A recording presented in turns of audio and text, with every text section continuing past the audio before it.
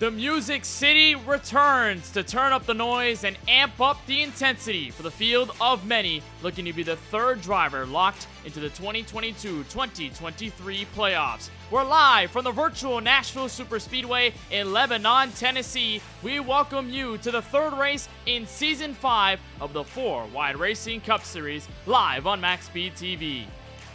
Glad to have you with us on another Wednesday night in Sim. We're alongside Francisco Bacchiao in the broadcast booth. My name is Kenneth Bueno. First of all, Francisco, welcome back to the booth. It's felt like forever since last season, since you were a part, and fortunately you're back in for this edition here, race number 3 of Season 5. We've seen two different tests, both Daytona, the Superspeedway, and Michigan, the larger intermediate oval last week. Tonight, though, we get to shorten things down a little more and test the driver's skill even further. Low downforce, a track that really shreds tires, and one that could really open things up for strategy, potentially give us our third different winner of the campaign.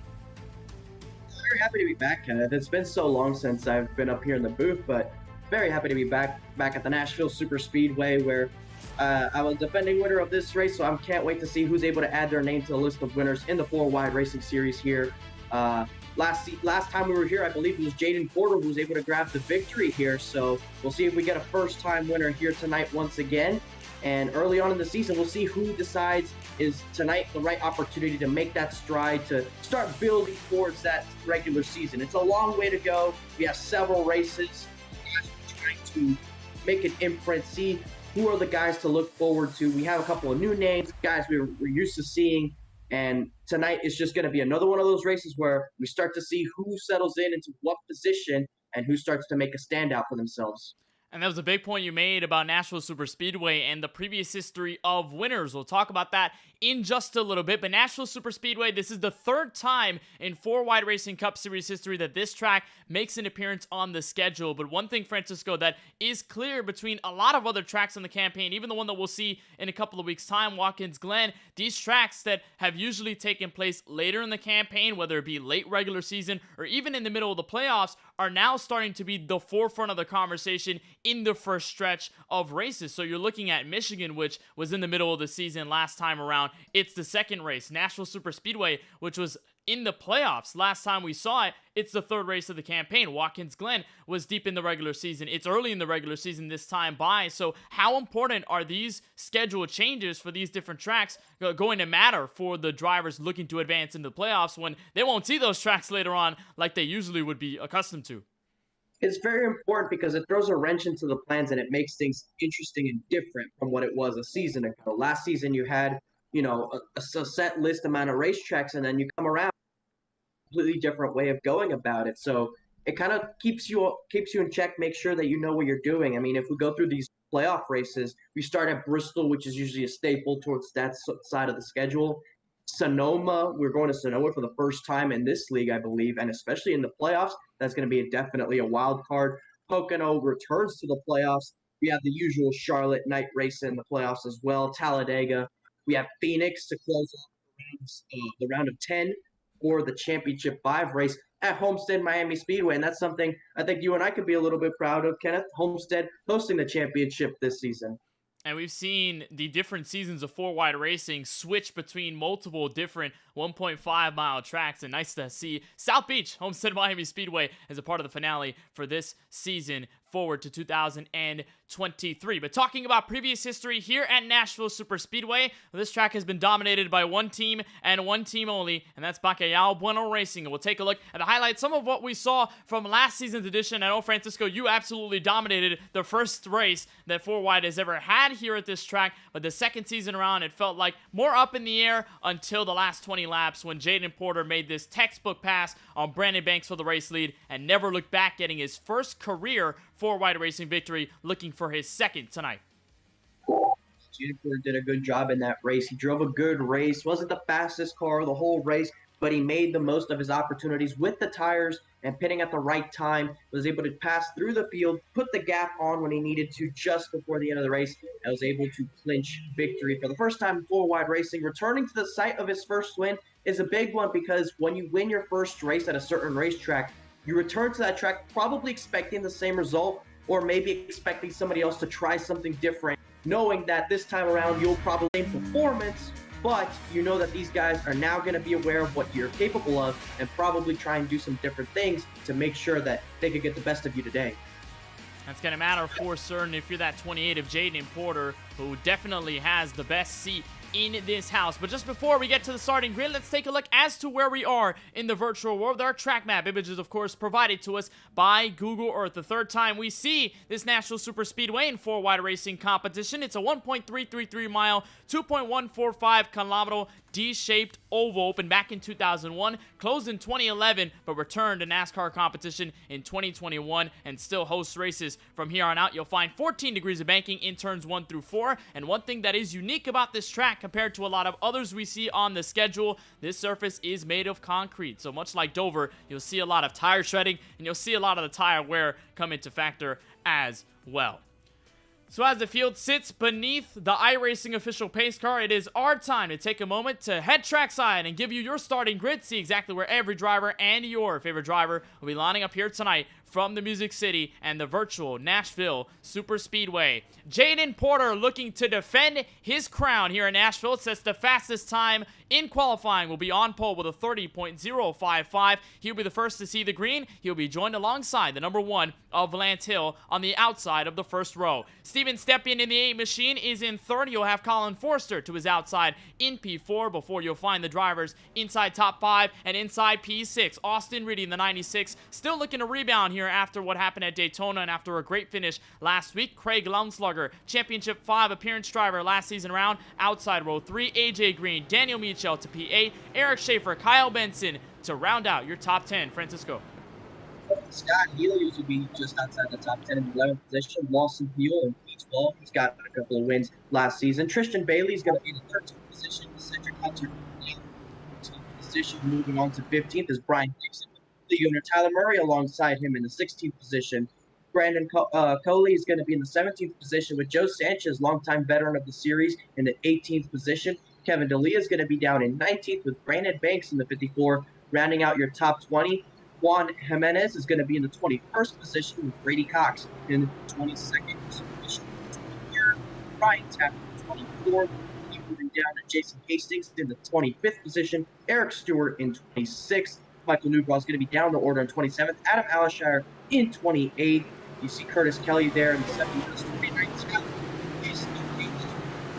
Towards the back half of the field, Ken MacArthur, Jesse Freeze, and Cody Kinsey and CJ Lumiere will round out that field with Brandon Gillis last. But the green flag is underway.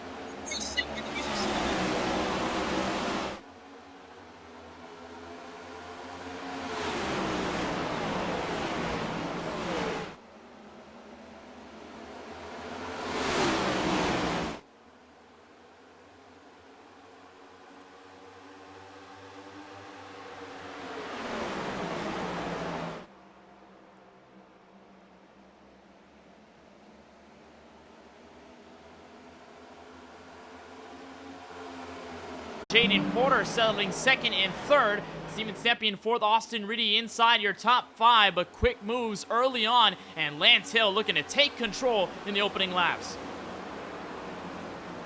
Lance Hill was able to take the lead from starting on the outside of the front row, which is something that we asked that in the first race of this series back in I think last season we had also a strong challenge as well. So the outside of the front row here, no stranger to being good for restarts. We'll see if guys decide to use that line later in the race to try to help them get a good launch or gain a couple of positions. So as you see here, Jaden Porter's falling down to third. He's got a challenge there from the 8.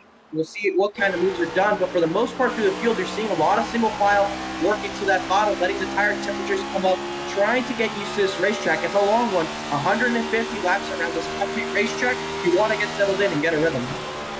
We're right on board with Steven Stepien, who's been trying to build a rhythm throughout Season 5 and at Daytona, despite how strong he was in the dual races and actually starting on pole, could not quite put that final puzzle piece together to try and get a win or at least be there at the end of the race, and it felt like Michigan, somewhat of the same storytelling scenario. He's looking to rebound as you watch a battle inside the top 10. This is Daniel Michel, and what appears to be Eric Schaefer going at it for P8. That is Kyle Benson, the third car, black and yellow, number 10, Chevy Camaro on the outside. He's P10 at the moment, potentially looking for a spot as Michel remains trapped on the high side, and the Drinking Bros Racing Chevrolet looking to at least grab all that he can. But so far, Lance Hill continuing to set the pace. Colin Forster settling well into second, and Colin Forster picked up the win at Daytona, so immediately coming off Francisco into Nashville without any worries about entering the playoffs. It was a complete drastic change from what we saw one season ago, where it looked like he struggled so dearly with these next-gen cars. It took him a while to get into a rhythm, but once he did, he found his footing, and Forrester, with a win already, looking to immediately continue that consistency as he pulls away from Jaden Porter, third on back. Yeah, and if those remember Colin's rookie season, he started off on fire, winning 3 races to start the season, which is something we had never seen in this league before. And he was a championship contender, so of course he wants to return to that form. And already getting a win early on, he's starting to creep into that territory where he's familiar with grabbing wins throughout the entire season and being amongst the top driver in points and throwing his name around the conversation for champions. We saw Lawson Peel be in that position last season, grabbing 7 wins and being your champion. So we'll see if Colin can fight back to the top and be one of those drivers that's going to be battling for a championship at Homestead. And it starts at races here today. You want to continue to build the momentum. Yes, he has a win. He's in the playoffs. But to really cement yourself as a championship contender, you have to keep grabbing wins, keep being aggressive, and take those wins where you can in races like today. Build those playoff points. You never know what it comes down to in those last couple of races in those elimination rounds. You want all the points you can get. Every win adds playoff points, and 1 point could be the difference, as looks like there's a little bit of contact there with Jaden Porter and the 48.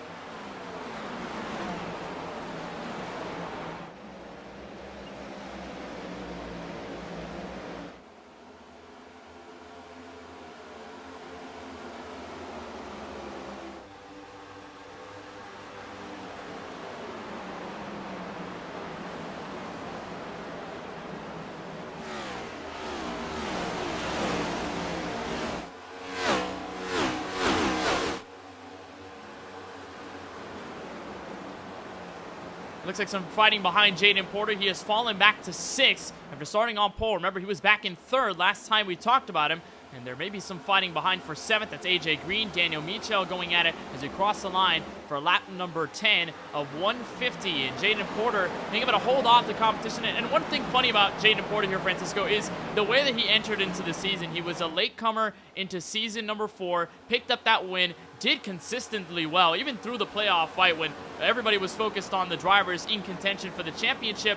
But this time around is technically his first full-time effort in the 4Wide Racing Cup Series. So I'm not sure whether we can call him officially a rookie or a quote-unquote sophomore in this series, but it's felt like he's raced like he's been around for a while. He's gotten so used to the competition, and coming off of the win at Nashville, and even then the solid performances that he put up in the 2 starts before that win here at this very track, Porter has definitely proven that he is well worthy to be a part of the 4Wide Racing competition, especially when it comes down to wins. But this is early on, a little bit of a struggle here, falling back to 6th. Might be just a tire-saving strategy, but you never know as he's holding off 7th on back for the moment.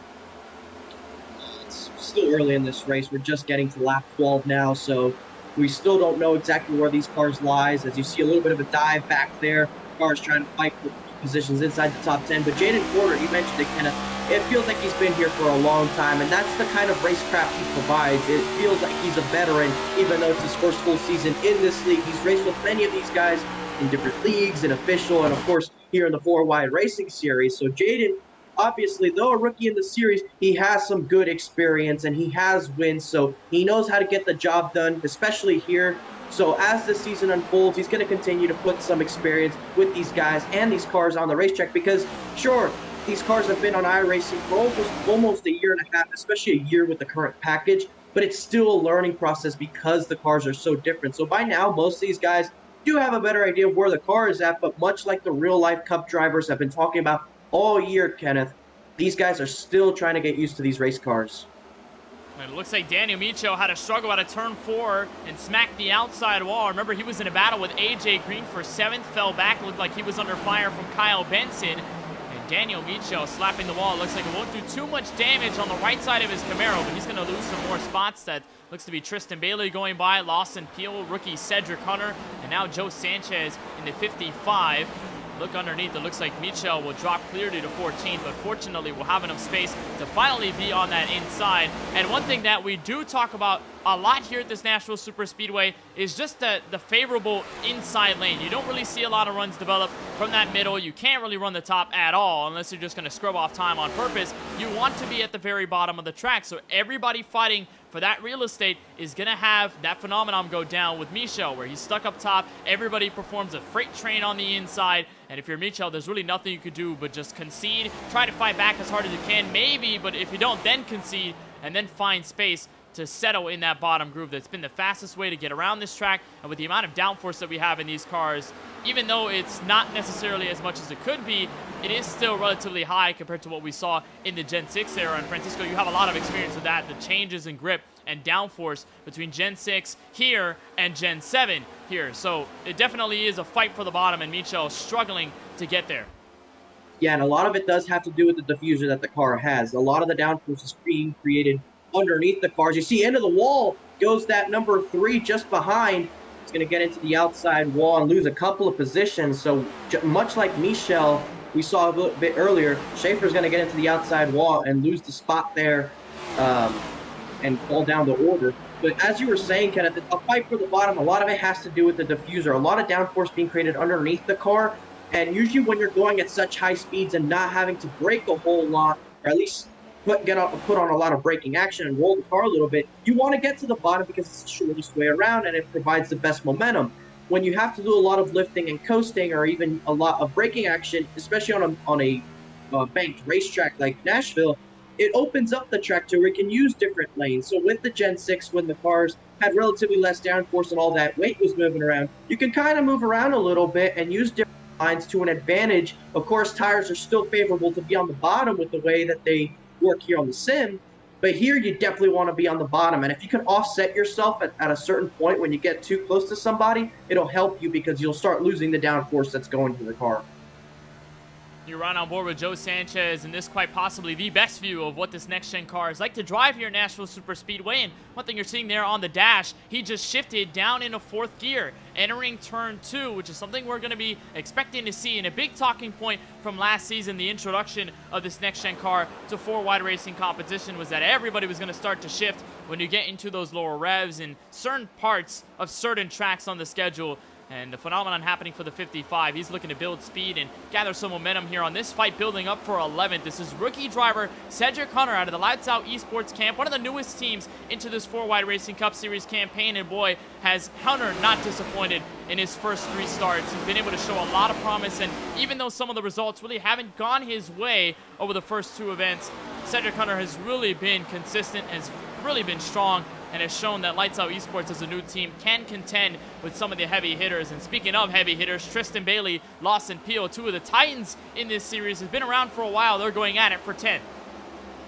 He's behind the series champion right now, so I won't say he's doing too bad right now. Of course, I haven't been able to be there for the first couple of races, so I believe your word when you say he's been able to put in some good fighting positions here. So we'll see how he unfolds throughout this season, Kenneth. He's a new driver, new team, so we'll be able to see if he's able to put up contesting results like the likes of Jaden Porter, who has some experience and has been with some of these guys, both of those guys fighting for Rookie of the Year. And we'll see if he's able to do exactly what that Jaden Porter is able to pull off this season. You look up ahead, and there's Jaden Porter just ahead of the 3 of Schaefer. Those guys falling back a little bit after having their issues to start this race. And you see this right here in this shot, Kenneth, a huge line of cars behind Jaden Porter. Nobody really able to pass, and right there you see a move to the inside being made. There goes Lawson Peel underneath that 24. He's going to see if he can get an opportunistic move here in 3 and 4. He's going to try and hold him down to the bottom, and that's going to be the name of the game, Kenneth. If you can get a run and move past somebody, you have to take it, because if you look at this shot right here, it tells the whole story. It's going to be hard to pass. it is very hard to pass, and especially if you can dial up that middle, keep that momentum, pinch the driver on the bottom, you may end up side by side for multiple laps on end, which is only going to bleed time to the drivers in front of you. We're watching even more battling up ahead the road. This is for P7 on the track. Eric Schaefer, Kyle Benson going at it. Maybe a third party with the 48 of AJ Green. Almost about made contact with the 3 machine entering turn 4. And this whole gaggle of cars are going to continue to keep themselves close together. A couple of rows deep side by side, almost 3 wide as Lawson Peel sent it deep to turn 1. AJ Green having a shuffle out of the middle in the first corner, and they may be 3 wide again. Going to the back straightaway, indeed they are. Cedric Hunter on the bottom as they chase for turn 3. He's going to stay down there all the way to the bottom, trying to see if he can get past the 24. Green tries to put the bumper to him, but he's actually going to lose a couple of more positions. So it's not been a good last 2 laps for AJ Green. He's going to lose several positions, and he's going to fall to the back of the train. You see another move being made towards the front side as the front of the train is kind of cleared up a little bit. Kyle Benson trying to get past the 3 of Schaefer. As you see, AJ Green has moved down. Joe Sanchez with a little bit of a moment. There's going to be momentum. Allow Craig Lausauger to make a move. And there you see Lawson Peel now, that Chick-fil-A machine, trying to see if he can challenge the 3 of Schaefer. And Lawson Peel in the same scenario as Colin Forster picked up the win early in the season last week at the Michigan International Speedway. Defended his win in the Irish Hills, a very prominent effort there for the 12. And was very happy to have that weight lifted off his shoulders, and did the same thing he did last season around, where it only took him 2 races to get to victory lane and only piled on the wins from there. Again, you mentioned it earlier in the show, Francisco, the 7 wins he picked up, and what an outstanding effort it was for him, and no doubt deserving champion when we got to that Texas Motor Speedway for the Championship 5 finale. He's got that championship under his belt, and numerous times we questioned whether having that championship was going to hurt or maybe help his success, or maybe change the mindset of him behind the wheel. It feels like it hasn't. And right now in a dead heat battle with Kyle Benson for P8. This is just in the latter half of the top 10. And if you can look at exactly how far they are away from P1, Lance Hill is getting chased down, by the way, by Steven Stempien. It is more than a 1.5 seconds, and most likely growing with how contentious those guys have been in the mid-pack. Lance Hill, we saw him take the lead in the opening lap of the race. He may have some company now. The Dale Jr. throwback of Steven Stempien may look for the lead at lap 27. Stempien's been closing in on the lead for the last couple of laps by a good margin as well, so he has some good speed. You see him getting right to the bumper of that number 1 Sour Patch Kids machine, and I expect to pass for the lead here to be coming soon, Kenneth. But you mentioned Lawson Peel, right? How the mindset could change. And I feel as a champion of a series, when you go into the defending championship season, of course your mindset is going to change, even if you tell yourself not to change it because it worked. It just does by default. You are now the target. Everybody knows you are the champ, so you are now going to be the one everyone measures themselves up against. So when you go out there and try and race for position, race for wins, people will see you as the champion, race you different. Not out of disrespect, but out of respect, they're going to do so. And it's going to be very hard to do it once again. It's very hard to do it once. Trying to do it twice is no easy feat. So for Lawson Peel, he definitely is going to be one of the ones to watch. There's no easy way that he just doesn't show up. He's already got a race win. He's looked very contentious early on, and you just expect him to do so. But it's going to be very hard to go through the whole motion once again. But the heart of a true champion will still be there by the end of it all, and he'll prove that he still belongs and that he can do it once again and become a 2-time defending champion. Still a long way to go, Kenneth, but that mindset right from the get-go has a lot of how that happens. You see contact just in front of him. You know, one thing that I've noticed from this battle is that Lawson Peel has not had a chance to wipe the sweat off his brow, because he's really had to work for every single last position here, handling behind the 3 and the 10, Eric Schaefer, Kyle Benson. Remember, they're still fighting for 7th on the track. Cedric Hunter going to make it 3 wide, entering turn 1, and Lawson Peel on the outside of that. Hunter's going to make contact with Benson, go sideways, and he'll save it, will stay green. But one thing you can tell easily about this battle is it has not calmed down, and here comes Lawson Peel, 3 wide for 7th, turn 3. This might be his opportunity. You said he was waiting to see if he can thread the needle and get it past, and this might be it. He's still 3 wide, and he's going to remain 3 off the corner. But with no momentum on any of the lines, he still has the inside lane. If he has enough forward momentum, as you see, the 3's going to back out of it. All he has to do is clear Benson, and right now he does, and the 31's going to slide up, and into the wall. Eric Schaefer hard into the outside wall. We saw some right side damage while he was outside 3 wide, and that is tolling damage for Schaefer, the driver who picked up multiple wins last season. May be out of the race if it stays green early on, and he cannot steer that Chevy Camaro. He's going to have to limp it to pit road. There's Kevin D'Elia swerving by. Schaefer fortunately will have space, and he cannot make the entrance of pit road, so Schaefer will have to make another lap, and this is a disastrous run from Nashville Superspeedway for Eric Schaefer. Yeah, this is all kind of that damage. You see how much time it's costing him because the tires are just not on the suspension, and that's something with these next gen cars. That tire is very sensitive. We see going into the corner, kind of enters pretty fine, and it looks like they squeezed out by this. You see a little bit of contact with Joe Sanchez. Here comes the 55.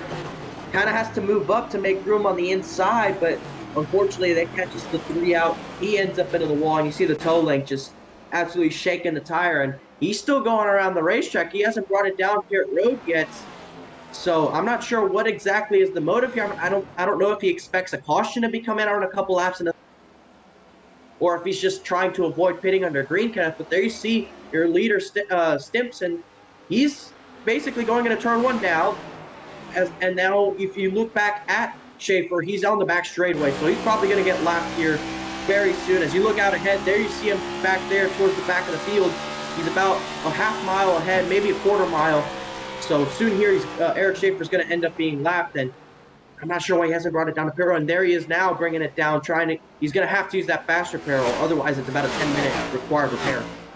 That is huge for Eric Schaefer. He's going to definitely have to use that fast repair, but he's already gone a lap down here and may go even more laps down with the amount of pace that he scrubbed off just by staying out that long. And you saw the change for the race lead. Didn't really cover it while it was happening live, as we had a fantastic battle for the latter half of the top 10, but Steven Stempien to the front. Jaden Porter has finally made his way back to second, so it might have just been a tire-saving strategy after all. As of lap 36, he has really picked up the pace. Lance Hill, who was your former race leader, has dropped to 4th. He may be under fire by Austin Reedy in the number 96, but Steven Stempien looking to turn around the season that has gone fairly poor to start, and it hasn't been reflective of his performance. No doubt Stempien is such a strong driver, but the luck just has not gone his way. Didn't go his way in Michigan, didn't go his way clearly at the Daytona International Speedway and the TJ's Team 250, as Eric Schaefer comes out of pit road with the fast repair clicked off, so he's going to have to worry about keeping that Chevy Camaro clean for the rest of the night. But Stempien taking the lead here, and this may just be a statement if you're Stempien.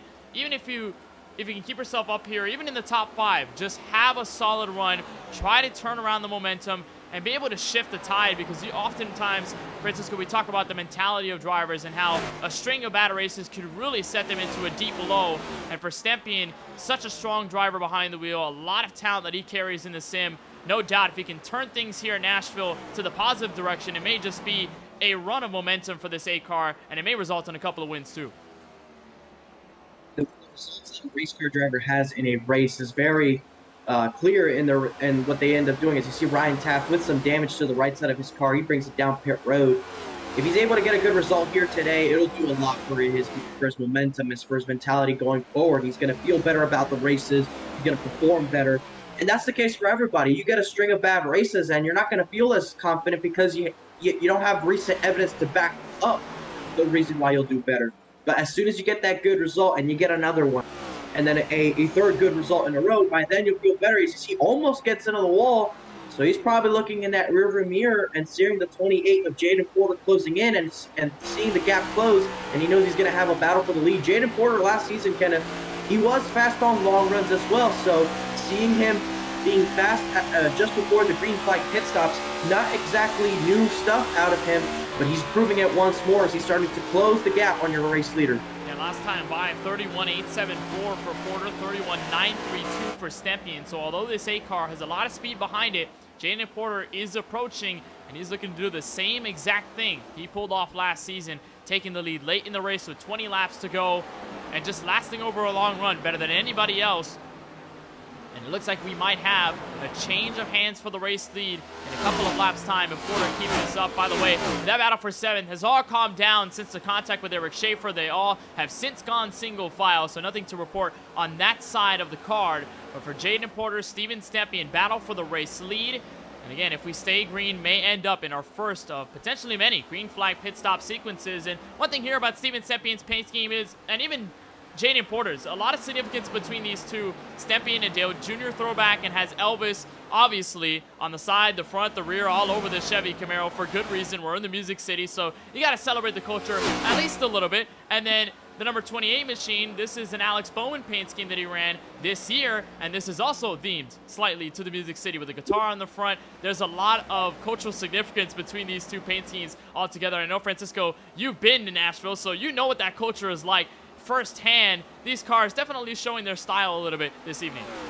Yeah, Nashville's a fantastic city. I hope you get the opportunity to go one day. The amount of bars and restaurants that have live music with different genres playing, it's unseen anywhere else that I've been to. So I hope everybody who hasn't been to Nashville is able to go check it out. And, you know, just the city of music, man. There's nothing like it. You know, and what an honor, right? Today being November 30th is the 4th-year anniversary of the best-selling album of all time, Thriller by Michael Jackson. So pretty fitting how we're racing in the Music City on the anniversary of one of the greatest albums of all time, if not the greatest.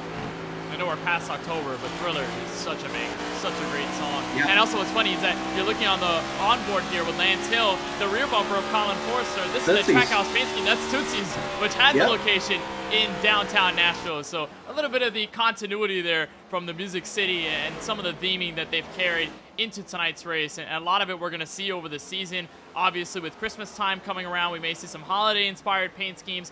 Throwback weekend is always a huge phenomenon with the drivers in the sim. They always pull out their greatest throwbacks when we get to some of the tracks like Darlington or even some others. If they just have a throwback-themed race, you're going to see those paint schemes pop out on the racetrack. Still monitoring this battle for the race lead. Jaden Porter still yet to crack Steven Stempien when it comes down to the race lead.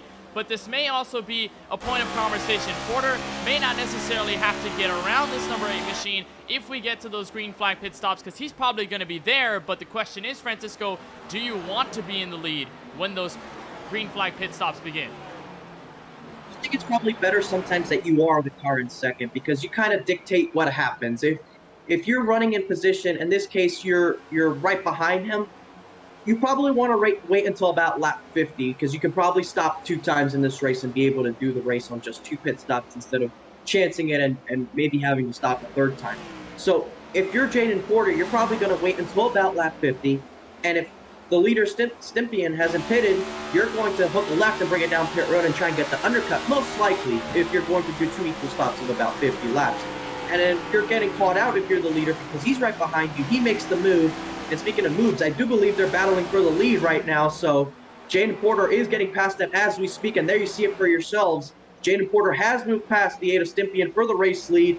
No moves being made to pit road. They want to be able to have the most amount of fuel possible to try and make it on 2 stops. But Jaden Porter, your defending race winner, has found himself in front. And now we'll see how that affects his strategy. He could have pitted first and caught out Stempien and done an undercut and get a big lead. We'll see if Stempien does the undercut himself now, or if he continues to go long. And also, how will Jaden Porter manage this car now that he's in clean air? He started this race in clean air, but he didn't really last a long time in it because Lance Hill went around him and then got swarmed by everybody second on back, had to settle for 6th at one point in the race. Now that he's back in the lead, how does he handle his race car? And like you said, Francisco, what strategy do these two, first and second, try to employ, whether they come down together or whether there's a huge change in hands? We have had a couple of drivers come in on pit road, most notably Adam Alashire in the 91, one of the first ones to come in. There he is in the 91 machine. Brian Dixon in the 03. He's currently on his stop on a pit road. The jack's up 4 tires and fuel, it looks like, for the 03 of Dixon. But for right now,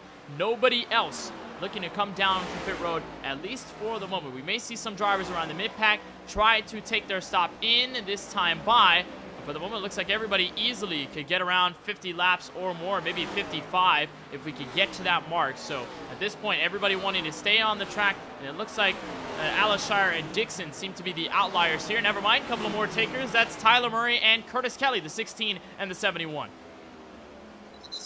Because we didn't see too many green flag pit stops in last season's race. We had a lot more caution flags, so this is definitely looking more like the first race where it was 200 laps and we had just the 1 caution around lap 16 or so. So if you're able to do good on the green flag pit stops, get on the right strategy, and make good laps on old tires, you're going to be in good position to win. We saw the likes of Craig Lauenslager do that really good, but then we also saw the likes of that guy right there, Colin Forster, have some damage and maybe not save his tires too good in that particular race, and it ended up costing him a lot of time in a couple of spots. So you want to be good under green flag pit stops, minimize any damage to your race car so you avoid losing time, because it adds up in these long runs and it could cost you spots overall. Of course, you're not thinking of that behind the wheel, you're just trying to get the immediate spots you're battling, which is the best you can do, as there you see your top two still with Jaden Porter just barely in front of Stympian, and they both still have to pit. So it looks like the top two are going to stay out as long as possible. Everybody third on back decided to come in. So Colin Forster, Lawson Peel, looks like Kevin D'Elia among those groups. Lance Hill in that group as well. Kyle Benson to follow suit. Looks like they're coming down pit road right now. There's Tristan Bailey, the 13 of Craig Lauenslager. Looks like Michael Newbaugh there in the background. So a batch of drivers, most of the field already coming in. So it's now down to these guys up at the front, whether they want to come in or whether they want to stay out longer. It looks like it'll remain the staying out method for first and second. Everybody third on back, starting with Austin Reedy, Cedric Hunter, third and fourth on the racetrack prior to this pit stop. Going to come in for 4 fresh tires and some fuel. There's Michael Newbaugh coming out. A little bit of a tussle there with the 31 of Cedric Hunter, but it should be undercut for everybody else. And it looks like your leaders might be coming in this time by Stympian with a huge run. He'll take the lead entering pit road. And then look, they're trying to be very aggressive. You see a little bit of a lockup going right to the line, but that was an aggressive entry by Stympian, and by having the inside, he kind of forces the 28 into an awkward spot to have to give him the spot so they don't make contact on that transition to the apron. So good move for him to try and get the lead, and now it comes down to the execution of going in and out of the pit box, the actual time you spent in the box.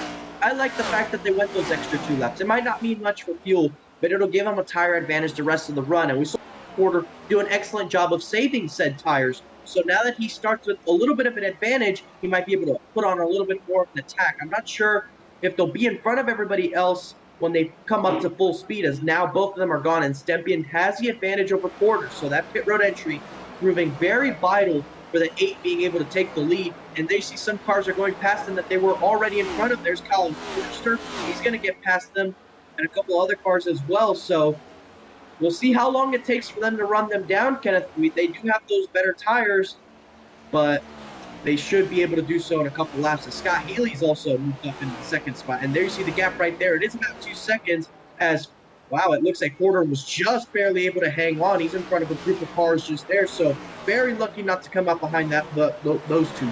It's definitely true. You don't want to be in the heap of traffic, and you don't want to let Stympian run away. As a 28, I think, just grabbed the apron there in 1 and 2, so he's going to open the door for Lawson Peel and even Jason Hastings, maybe. Take a look to the inside. Hastings, I believe, a lap car. He's not in the mix of this top 10, but Lawson Peel going to make this pass for 4th. You also look at how long they stayed out of pit road. That was 3 laps in a difference between most of the field who came in first and these two, Porter and Stympian, who decided to come in that last time by. So the tires may end up working to their favor. Then you just look at the entire theory of wasting your tire so early in a run, trying to play catch up, that you really end up hurting yourself more than you hurt the other drivers in terms of track position. So Colin Forster takes over the race lead. Scott Healy to follow through in second. Steven Stympian rounding out your current top 3.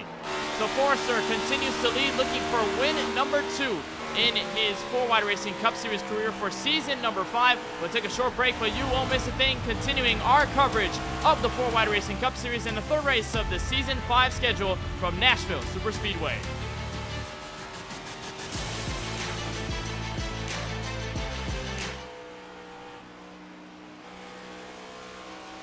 Experiencing it is. iRacing puts you in the driver's seat with the industry's leading sim racing game. Drive on laser scan replicas of the greatest racing circuits from around the world. Go head to head against other drivers chosen by skill-based matchmaking to ensure competitive racing at every level. Compete across all your favorite series. In officially licensed cars, engineered to deliver the most accurate driving experience possible.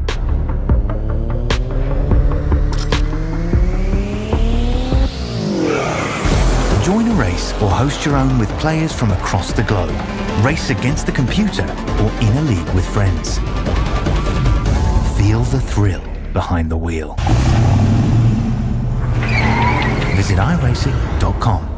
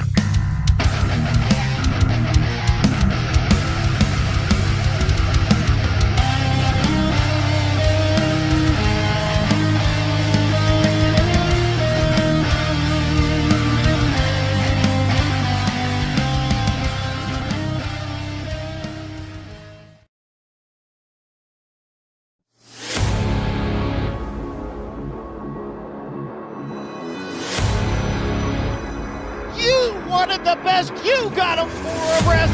Often imitated, never duplicated. The greatest show on dirt, the World of Outlaws.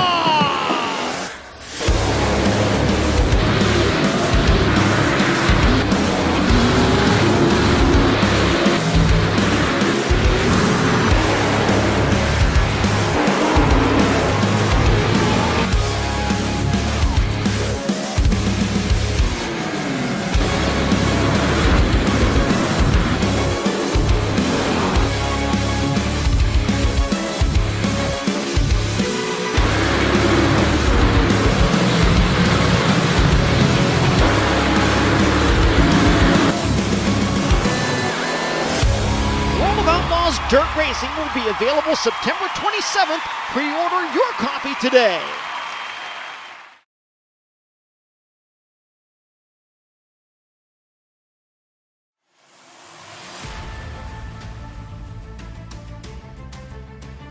Welcome back to coverage of race number 3 in Season 5 of the 4-Wide Racing Cup Series live on MaxSpeedTV. Kenneth Bueno and Francisco Bacallao with you for the action.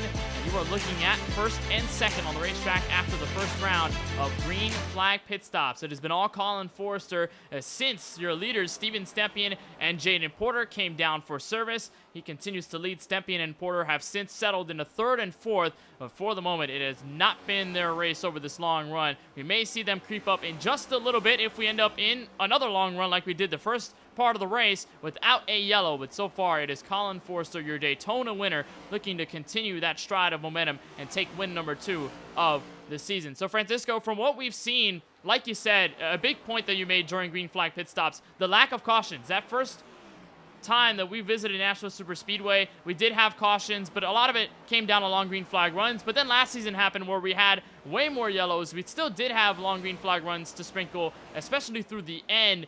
But tonight, it's been completely caution-free. The only trouble we've had on the racetrack has been Eric Schaefer in the 3 getting into the wall, but he brought it down to pit road. No yellow was thrown, so this race completely changing on a different hands from what we've seen in previous history with these races. No yellow so far. Yeah, and I feel like the lack of caution in that first race is what helped me succeed in that race, and maybe the cautions worked out in the right time for Jaden Porter last season. And so far today, 0 cautions to this point as we're nearing the halfway point. So we're starting to see who that is able to play into the hands of. Colin Forrester, in that race where we had green flag pit stops, he's always making ground on the green flag stops. He was always able to gain a couple positions and get into the top 3 before the damage was taking him outside of the top 5. So knowing that, I can see how he's able to make up that ground on the green flag pit stops, even though he is pitting early and putting himself a little bit down at a disadvantage with the tires the rest of this run. But if he's able to have some good enough speed like he is showing tonight, then it won't be too big of a concern. Stepien is still in 3rd, Porter's still down in 4th, and he's going to continue to try and close the gap, but it's going to take him a while. And if it takes him to the point to green flag pit stops, then the win in the net gain at the end will go to Forrester because he has the track position and he'll have the favorable pit stop advantage like he did going into the final green flag pit stops in what should be going the rest of the way if it stays green, which might not. But oh my god, a moment there as you see, I believe that's Ryan that almost goes into the racetrack there. I do believe he has some damage once again, and there you see that tire shaking, and then indeed in the Kellogg's Frosted Flakes car, Kenneth, almost going up into the racetrack in 3 and 4. I believe he tried to go to the apron into the access road, but just no turn in that car. That was a huge scare for all those leaders there who were going by on the inside. Fortunately, Taft is able to pick the car back up and bring it down to pit road, but that could have been huge and could have brought us that first caution that we've been so desperately talking about not having here in the first, at least half of this race for the virtual Nashville Superspeedway as you cross the line for lap number 70, and Scott Healy is picking up the pace on your leader, Colin Forrester, and so is Steven Stempien on the guys first and second, so we may have a triage here just before we end up, or a trifecta rather, before we end up in that second round of stops. But it turns back to our point, what you said, Francisco, about pit road strategy going into the hands of Colin Forster is, again, the fact that it's so hard to pass with these cars at Nashville Superspeedway. When you have that phenomenon happen, track position, even if the guys have a tire advantage behind you, is not going to be, a tire advantage isn't going to be the biggest factor. It's going to be the fact of where you are on the track. And for Healy and Forster, it has worked out to their favor for the moment. It looks like Healy, though, just got caught up in some lap traffic. That was the 33 Tyler Warner, the 89 of CJ Munier, and Stempien not afraid to give the bumper entering turn 3, may push him wide up the track, exiting turn 4, and Stempien looking to take over second. But this has been such a tough road. It's felt like it may be easier at a lot of other tracks, but because here it's so hard to pass, these fresh tire cars are really going to have to work for their money. You mentioned it right there briefly, Kenneth. Lap traffic, that's also going to play a factor as you see Stempien now roll to the outside on corner exit, and he's going to get the run down the back straightaway. We'll see if he puts up a fight, if Healy does, going into turn 3. Not really. He's going to back off a little bit, and the 8's going to continue to roll that middle line. So what a by Stempien to take the second place position, and it started all the way in 1 and 2 and now he's going to have a run on Forster. We'll see what he does going into 1 and 2 this time. If he's going to try that same move again, he's going to go to the middle of the racetrack. He has the clean air. He's going to diamond the exit to try and get a run off the corner. And as we're on board with the Elvis machine closing in on the back of the Tootsie's 99 of Colin Forster, he's going to take it to the inside. A little bit of contact. You see the back end of that 9. He's going to he's going to have to wait a little bit longer because Forster's able to hold on, but he washes it. That's going to give him a chance. Slow exit out of turn 4. Almost shut the door. Forster did, and they almost about make contact. Going to turn 1, and Stempien bullying his way through the first corner. He'll slide up the track, and he'll take the lead. Steven Stempien back to the point outside turn 2. That was an impressive move. He had to take it for himself, and he did. And he has that tire advantage. He's been fast. You see Forster trying to go to the inside, see if he can get back to him, but just not enough grip there for his car. And this should allow Stempien to pull away with the fresher tires. That's an impressive move there, Kenneth. And we'll see how much longer it takes Jaden Porter. You see him at the top of the shot right there as he goes into turn 1 as well, just behind the lap traffic of CJ Munier. So Porter closing in on this trio of cars, and he's going to see if he's able to pull off the same moves to get up to second. What I noticed there is that as the top 3 were working around those 2 drivers, lapped cars, the 33 and the 89, they lost roughly 3 or 4 tenths to Jaden Porter, who is setting laps way faster than the competition around them. And as they cross the line this time through, and as the 28 gets by the 33, we'll see if that changes. Stempien with a 31.558.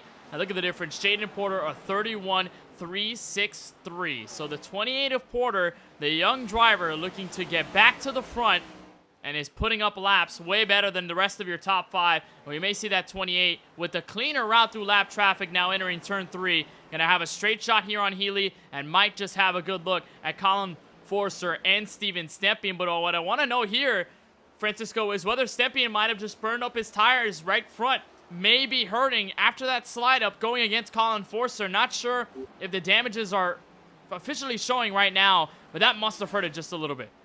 It will.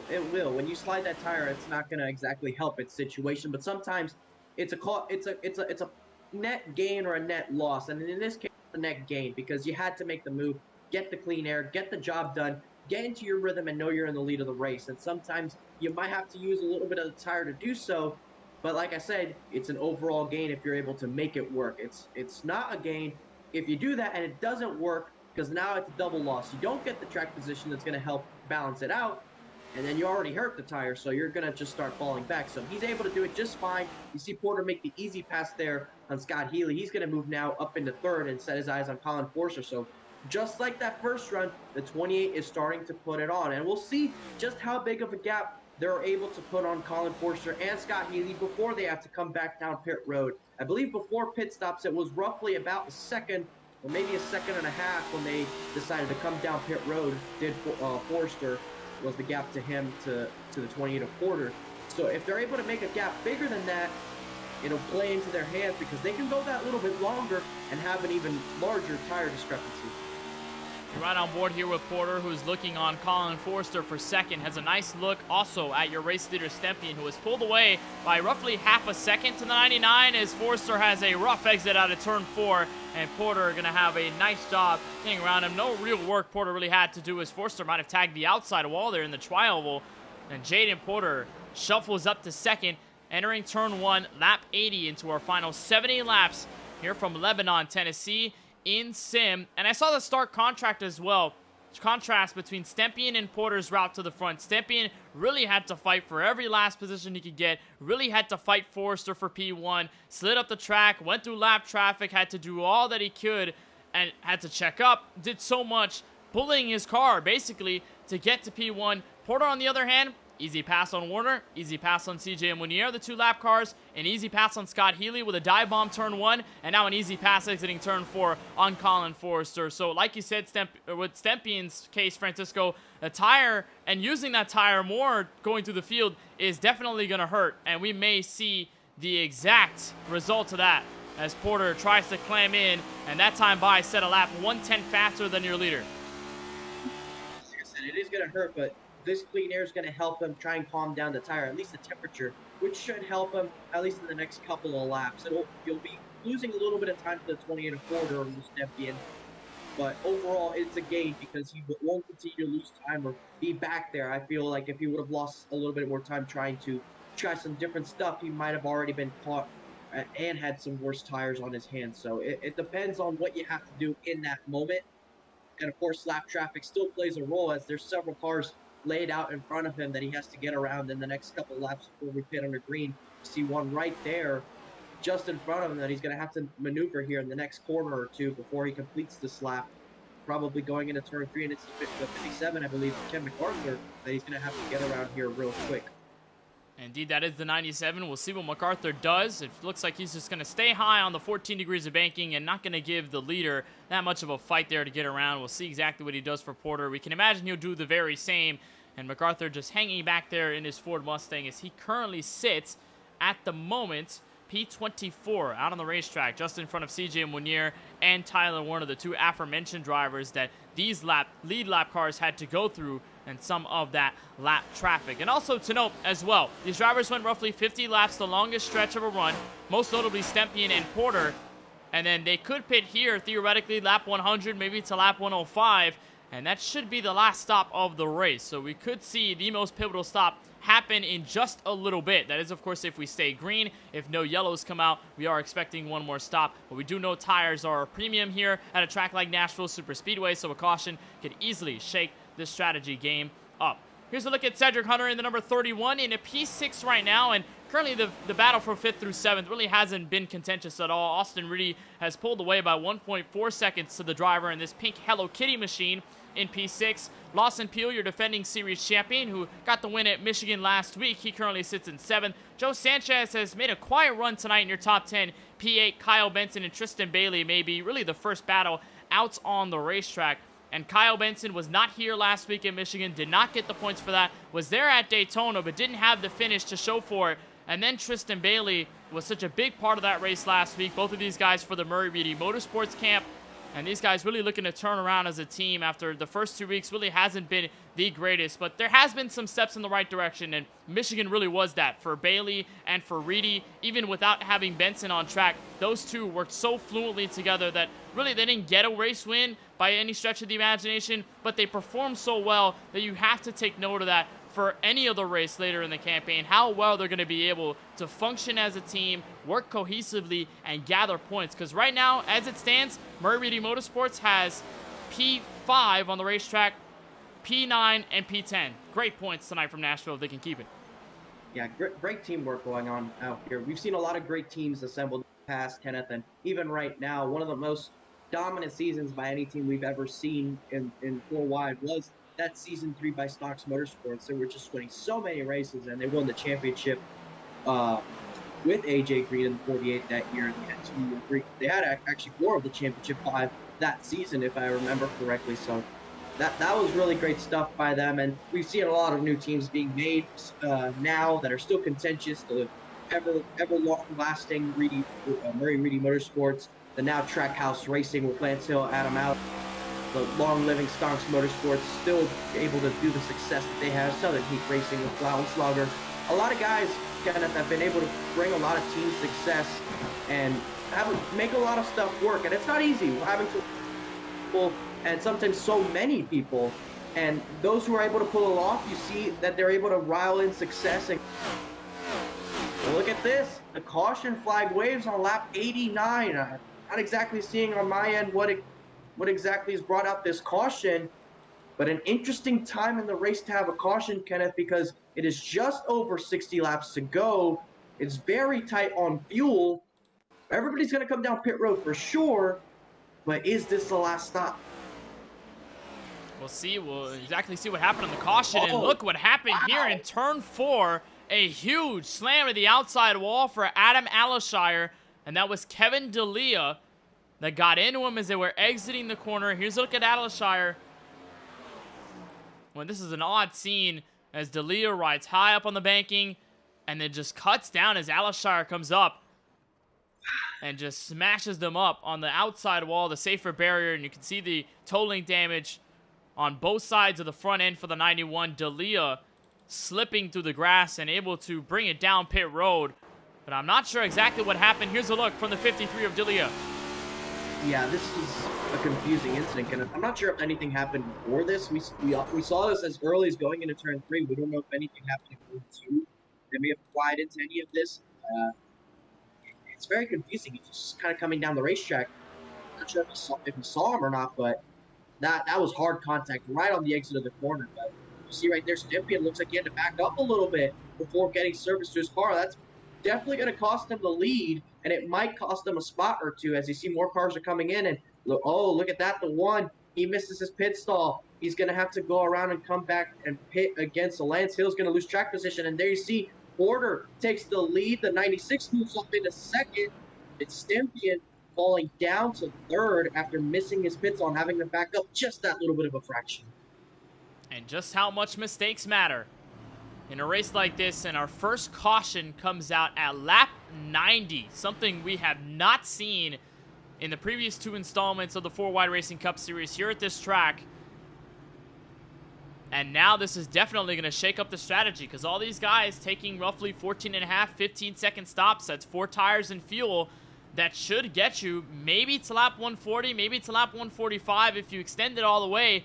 But you're going to have to go roughly 60 laps on the set of tires and this tank of fuel. We haven't seen anybody do that all night long. So this is going to be a huge development, and I mean huge, for this entire field. And it is really going to shake up maybe who's even going to win this race. Because while we've seen Stympian and Porter be some of the fastest cars on the track, this strategy blown wide open with this caution could really make things better for a guy like Scott Healy, Lawson Peele, Cedric Hunter, maybe even a Colin Forster who had the benefit of the doubt in the first run after the green flag pit stops came around at lap 50 to 55. And so this is really going to throw a nail into what's been an unbelievable strategy race so far. And with all those lap cars in the mix, you see Kevin D'Elia, Eric Schaefer, Jason Hastings, Cody Kinsey among them. And just an odd crash at possibly the worst time. We were entering the green flag stops in a little bit. This is really going to shake things up. Yeah, I can't wait to see what happens with the strategy once we do get back green. I believe they're going to get the one to go here when they get back to the line, Kenneth. And, before we do take the green, Kenneth, I'd be remiss if I didn't mention this. It happens once every 4 years, and it's been 8 years since it's happened for us. How about a big round of applause to the men's United States team for making the round of 16? Yeah, huge news out of Qatar. And, you know, I wasn't going to bring it up in this broadcast because I wasn't sure whether it would be fully, you know, relevant at all. But indeed, yes, the World Cup happening this year, 2022. It has been, like you said, 8 years since the United States men's national team has reached even qualifications to get into the World Cup. So nice to see that the United States team are fighting strong, and they're going to be in the round of 16. So they're going to be entering the knockout stage. They're going to have to face a mighty Netherlands team. Yeah, the Netherlands team that's really going to put them to the test. And I know Christian Pulisic may be out with the injury that he suffered getting that goal for the U.S. against Iran in that final group stage game. So hopefully we get to see Pulisic back in action. And I know we're talking racing all night long, but you do have to acknowledge the international significance of the World Cup whenever it happens. Of course, man. Captain America left it all out there in hopes that the U.S. made it, and they did. They got the victory over Iran, and they advanced into the round of 16. So wishing luck to the men's team over there in Qatar, and hoping they're able to get a win against the Netherlands and go in round of 8 for only the second time in the country's history. They have not done that since the first ever World Cup in 1930, when they only had 13 teams, Kenneth. I think if they pull off that upset and get into the round of 8, it has to be probably the biggest accomplishment in the men's soccer team history. And they have one of the youngest teams out there. The youngest team in the round of 16 is what they're going to have. They had the second youngest team out of anyone to qualify for this year's World Cup. I believe the youngest was Ghana. So underneath them. So the U.S., a young team, a fierce team, and hopefully we wish them the best of luck as they enter the round of 16 this weekend. We're back under green, though, from Nashville Superspeedway. Lap 94 in the books here from the Music City, and Jaden Porter up and away. We may see the change in strategy, but right now it's all about what they can do on track, and here comes Austin Riddy, a great run out of turn 2, and might look for the race lead. Jaden Porter, a contrast restart this time to what the he keeps the lead this time, and he's able to hold the clean air, and Stempian able to hold on to third, and that's what he has to do for these opening couple of laps, just try and hold position. You see cars getting loose. They haven't been on new tires cold since the start of the race with this many people around them, so it could be an opportunity to maybe lose control of the race car, but for the most part, everybody kind of keeps it under control, and they're able to keep going. And look at the 96 just hounding Porter. He's going to look to the inside and try and take the lead away. He's going to get to the quarter pounder. He's got position, and I think Porter's going to give it to him. And he may slide up the track. The 96 will. Never mind, he won't. He sticks to the bottom on fresh tires. So Austin Riddy takes the lead. It's the first time for the 96 all race long. And last time we saw him in the lead was at Michigan, the race that he could not get a win in, but a race that he severely dominated, and looking to change the history books this time through. Porter going to have to settle for second. That was Kyle Benson roughly a lap and a half ago. They got loose out of turn 4. He settled into P7, and everybody single file back to turn 3. And here comes Scott Healy with a move under Lawson Peel for 4th. And he hit the apron a little bit right there, just going into that corner, and you see it's going to invite Colin Forster to go around the outside now. Peel gets clear. Forster now tries to take the outside on Healy. We'll see what happens here in 1 and 2. Look at Forster just able to drive it in through the middle. He's going to get clear for the moment, and he's going to have Stempian and Peel side by side right in front of him. Almost contact between. Forster moves up into the top 5 now, as Peel's now battling for third. And Peel's going to enter the top 3, I believe, him the first time all race long as well. So some newcomers moving up to the podium. Stempian going to fall back. Now he's under fire from Forster. They go door to door at the entrance of the trial. We're heading back for turn 1, and they are packing in first through third. And how will things change coming out of turn 2? Lawson Peel going high, and Lawson Peel using the strength to move to the outside of Porter for second. That is a move to get to the outside of Jaden Porter. He's going to push the 96 down the back straightaway and see if he can give him a gap and get that clean air in the corner to get around the 28. He was able to do it a couple of laps ago. He's still trying to make it happen now. You see he has half this. The 99 is going to go to the inside. We're 3 wide going into 1. 3 wide for second. Porter backs out in the middle. Forster able to get to third. Now to second, as Peel going to fight back on the outside. And all that's going to do is let Austin Riddy run away with the lead. At least they keep him in check for now. But as we cross the line, we'll head for the final 50 laps here from the Nashville Superspeedway. Forster and Peel still going at it for position behind Riddy. And Jaden Porter still looking on the front row seat, trying to find a place. Starting to get into crunch time of this race, and your defending champion able to find his way up into the top couple of positions, Kenneth. And That's what champions do. It might not be there the whole time, but when it matters, they start putting their name in the conversation, and he looks like he has the run clear, and he's going to go for the lead. Peel looking to the inside for the lead. He got second, and he wants more. We'll see if Forster follows. And as they come out of turn 4, looks like Reedy's going to hold that run. Forster with a run on the back end of the 12. Won't make a move back to the first corner. But Lawson Peel looking to go 2 in a row, just like he did 1 season ago, multiple times on end in his championship campaign. And the Drinkin' Bros Racing number 12 aiming to get back to the front and still door-to-door with the leader back to turn 3. Side here after a lap, and Peel with the nose out in front, but he has to check up with the car getting pinched to the bottom. And if you see the tight squeeze that he's able to pull on there, Reedy almost got it forward, all the way to the grass, trying to get to the inside. Peel is there. He's going to try to send him over, see if he can get the second place back. He has to kind of check up in the middle of the corner. He might not get the run here. Peel's rolling the top, and he'll have to draft down this back straightaway. You see Porter sitting behind trying to let this happen. There you see Peel clears it for second. He's back to the battle now. That's a smart move by Forster to not stick in that battle with the 12 and be able to hang in the draft, wait for it. Because remember, we're only on lap 102 of 150. We're still in a long green flag run scenario if this stays green. And we have strategy in this mix as well. Peel again tried to knock it underneath the 96. Had to back out going into turn 1. So that checks him up a bit. Looks like the 99 of Forster just going to coop up to the rear end of that Chevrolet Camaro and do absolutely nothing. Just going to wait for the moment. But this is, again, a strategy race and a long green flag stint. While, yes, track position is going to matter, you do not want to risk overstepping this race car and making it handle completely terribly by the time you get into 20 laps, 25, 30 laps, and even more. Just look at any wide shot of the racing right now, Kenneth, and you'll see just exactly what's going on right now. It is filed through the whole field. It almost looks like a restrictor plate race, a super speedway race. There's just single file all the way through most of the top 15. It's so hard to pass right now, especially early in these runs. These guys have to use restarts to their opportunity. I mean, look at this. This is a super speedway-esque moment right here. I've never seen it quite like this. Someone like a Dale line just riding that yellow line at the bottom. Fastest way around this Nashville Super Speedway, as nobody, at least for the moment, tries to make a move. Forster has had multiple opportunities, but he elects to stay behind the 12, and the same deal goes for Porter.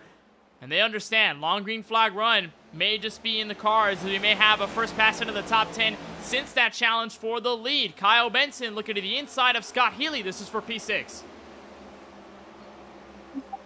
Side by side, these guys used to battling each other. Those guys were actually battling for a championship not too many seasons ago, so they're familiar with what they're able to do. Scott Healy, the season 2 champion, of course, and Kyle Benson has been to the final 5 several times in his career, still chasing that championship. He's hoping that this season's his, but right now battling for position in the top 10. As you see, Peel and Forster once again battling. Smoke on the racetrack. Looks like a lapper might have had an issue, and he's cleared that up.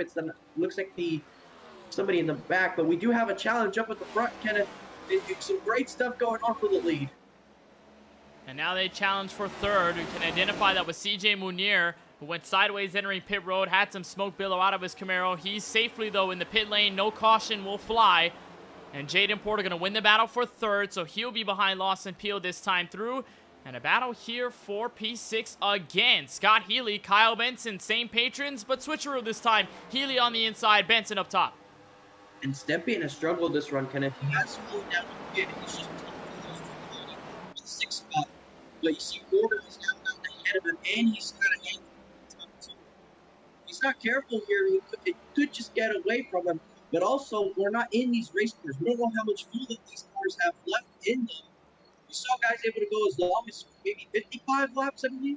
That's right on the edge of being able to make it. I'm not sure how many people came and topped off just before the restart. But whoever did has the best opportunity of making it. And remember, they took the green flag with just under 60 laps to go. So that is a little bit out of that fuel window. While we did see the leader, Jaden Porter, at the time, and even other drivers in the field at the front, saving fuel, that may not be enough. You're going to have to save maybe more than 5 or 6 laps to get to the end comfortably. So if this race stays green, it's only going to provide more of an issue and more of a challenge for the field to save fuel and stay back. and hopefully make it to the end of this race, even if it happens on fumes. You look at Steven Stempien trying to ride behind the number 4 place car. That is the 99 of Colin Forster. Stempien looked to make a move, could not do it, and so they end up single file again. And that battle between Scott Healy and Kyle Benson has since calmed down, but it sparks another battle here for 7th, because here comes Joe Sanchez to the inside. Healy's going to block, and that shuffles up the track. The 64 going to go sideways and hard into the outside wall in turn 4. He comes back down the track into Cody Kinsey, and the caution flag waves with 40 laps to go. Oh, man, you could see that coming from a mile away when he made that block to go to the bottom and try and protect from the 55 of Joe Sanchez. Just kind of went those moves. We saw cars single file. It is hard to pass. You have to take the opportunity. Joe Sanchez wanted to take that opportunity.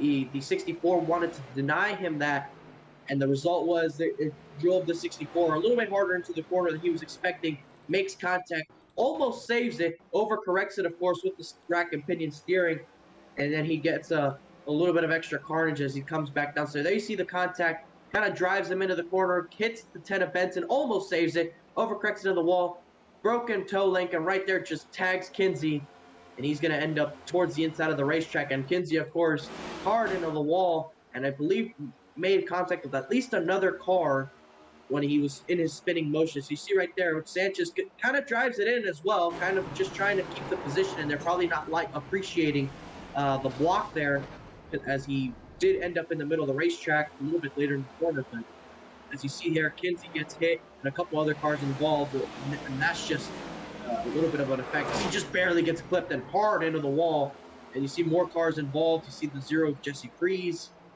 a couple other guys involved. These guys had nothing to do with it, so very unfortunate that they had damage. That was Brady Cox in there, the league owner Tyler Murray in the 16. And there you see Cox, that white Chevy Camaro, 3rd in line here. All these guys that have stayed out involved in that crash, and a huge hit for Kinsey. That most likely will take him out of this race. For Healy, that's also going to take him out of the race following. He may have that fast pair, of course, but it's going to take him out of contention for the win for sure. And it looks like we have some drivers staying out. That does include the 78 of Cox, and that also includes the 00 of Jesse Prees, who pitted 22 laps ago. And it looks like he's going to end up coming down anyway with that 78, so that will hand the lead back to Austin Riddy in the 96, looking for his first win of Season 5 after what was a tumultuous start to the campaign. Daytona, which looked like the race that he would probably do his best at since he's been so good at those bigger tracks, couldn't perform as well. And then at Michigan International Speedway, picked it back up. A solid P2, a podium effort, was not there to get the race win over Lawson P04 Sorted. But this is looking like a full turnaround for this 96, and if he can get this win, it would mean big things for him and Murray Reedy Motorsports, the driver who took away 2 wins in last season's edition of the 4 Wide Racing Cup Series, his last one coming at Circuit of the Americas, Race 11. That was a long time ago, Francisco, and now in position with under 40 laps to go to finally topple Lawson Peel, get revenge from Michigan, and get that first win of Season 5. Yeah, Austin Reedy is one of the veterans of the league. We've seen him win all kinds of tracks, and, you know, almost got that Circuit of the Americas win, Kenneth, but ran out of fuel. Unless I have it backwards right now. I think he actually won that race. It was lost in that exciting finish. But he's won so many different races in so many different ways that you expect him to get one here eventually. The concrete track, the mile and a third nature of this racetrack, similar to the mile and a half. Well, he's got a win over in Texas a couple of seasons ago. Austin Reedy, he's a winner in this series. He likes to go to victory lane. He doesn't like spending a lot of time without winning. So we'll see if today is that day. Hasn't been the fastest, but in this last run, after the first caution of the race, has kind of inserted himself into the battle. And one of the things to note, Kenneth, most of the field did not pit here, so they probably were saving fuel. They're probably good to go, but it's still pretty close considering they were outside of the window when they pitted. Well, it looks like now everybody should be certain to get to the end. Most of the field with 14 and a half, 15-second stops. So just like the splash of fuel that they got, they also got 4 fresh Goodyear Eagles. And we saw how hard they were running fresh off of the restart, even when they were all going single file, pushing as hard as they can to stay in that single file train and at least be in the draft to potentially gain spots. And now at this point, it looks like fuel strategy out to the window. Tire strategy still in play. And we've got a restart lined up with 36 laps to go from virtual Lebanon, Tennessee. Austin Reedy, your race leader. Lawson Peel outside row number 1. They'll be the first to see the green flag once they get back to the Geico restart zone. Jaden Porter, the defending winner of this race, inside row number 2. He will be on the restart. Colin Forster will be P4. Steven Stempian rounds out your top 5. Then it's Kyle Benson, Tristan Bailey, AJ Green, Joe Sanchez, and rookie driver for Lights Out Esports, Cedric Hunter in the 31. Pace car is down and all waiting for the discretion of the 96. He jumps early, back to green with 36 laps remaining. It's a great restart for him. You see, they were trying to time the restart, and that's one of the things that's been going on with these restart zones ever since they've been added to iRacing. And it makes those rows, the second place car, it makes them try to guess where the leader goes because they know he has to go somewhere there. And if they get it wrong, it's a big advantage for the leader. And right now, he got well before the line, and he's able to defend with a pretty decent gap. Peel's moved up into second. Forster's back into third as Jaden Porter's trying to fend off the 10 of Benson for that 4th spot. And that restart giving that clean room, and another caution coming out. A bigger crash. Multiple drivers involved. Craig Lounslugger, Tyler Murray involved in the mess. And there may be some more victims. I see Michael Newbraw, Brandon Gillis. That is Cedric Hunter in the 31. He was inside the top 10 on the restart. And the biggest crash of the night comes here on the front straightaway, lap number 116. And we'll find out exactly how this all began. It might have just started with that 13 of Lounslugger, who got all out of shape on the back straightaway. You'll watch him here, working with Brandon Banks. They both make contact. The 13 goes sideways. And that's not really the first end of the contact either, because the 13 is going to come back on the track. And I think Cedric Hunter... Yeah, something ahead. Yeah, just got loose out of turn 4, travels down the track into Daniel Michel, and bam, Michael Newbraw comes in, Brandon Gillis, and then everybody else. Yeah, I was about to say, I don't think that's where it started when we saw the 31 involved of whatever was going on in the back straightaway. So let's look at him here. And yeah, just get sideways. Remember, cold tires is still a very big issue on this race car because it struggles to warm up, and going through turn 4 for the first time at speed, that's exactly what's going to happen. So even though it's not exactly fresh tires, they cool down under the caution. You're going around slow. That's exactly what's going to happen, and it catches out the young driver. Look on board from Christopher Bishop in the 42, and the 13 also got loose, exit turn 4. So it was the second time that Lounslugger had some sort of problem in that lap.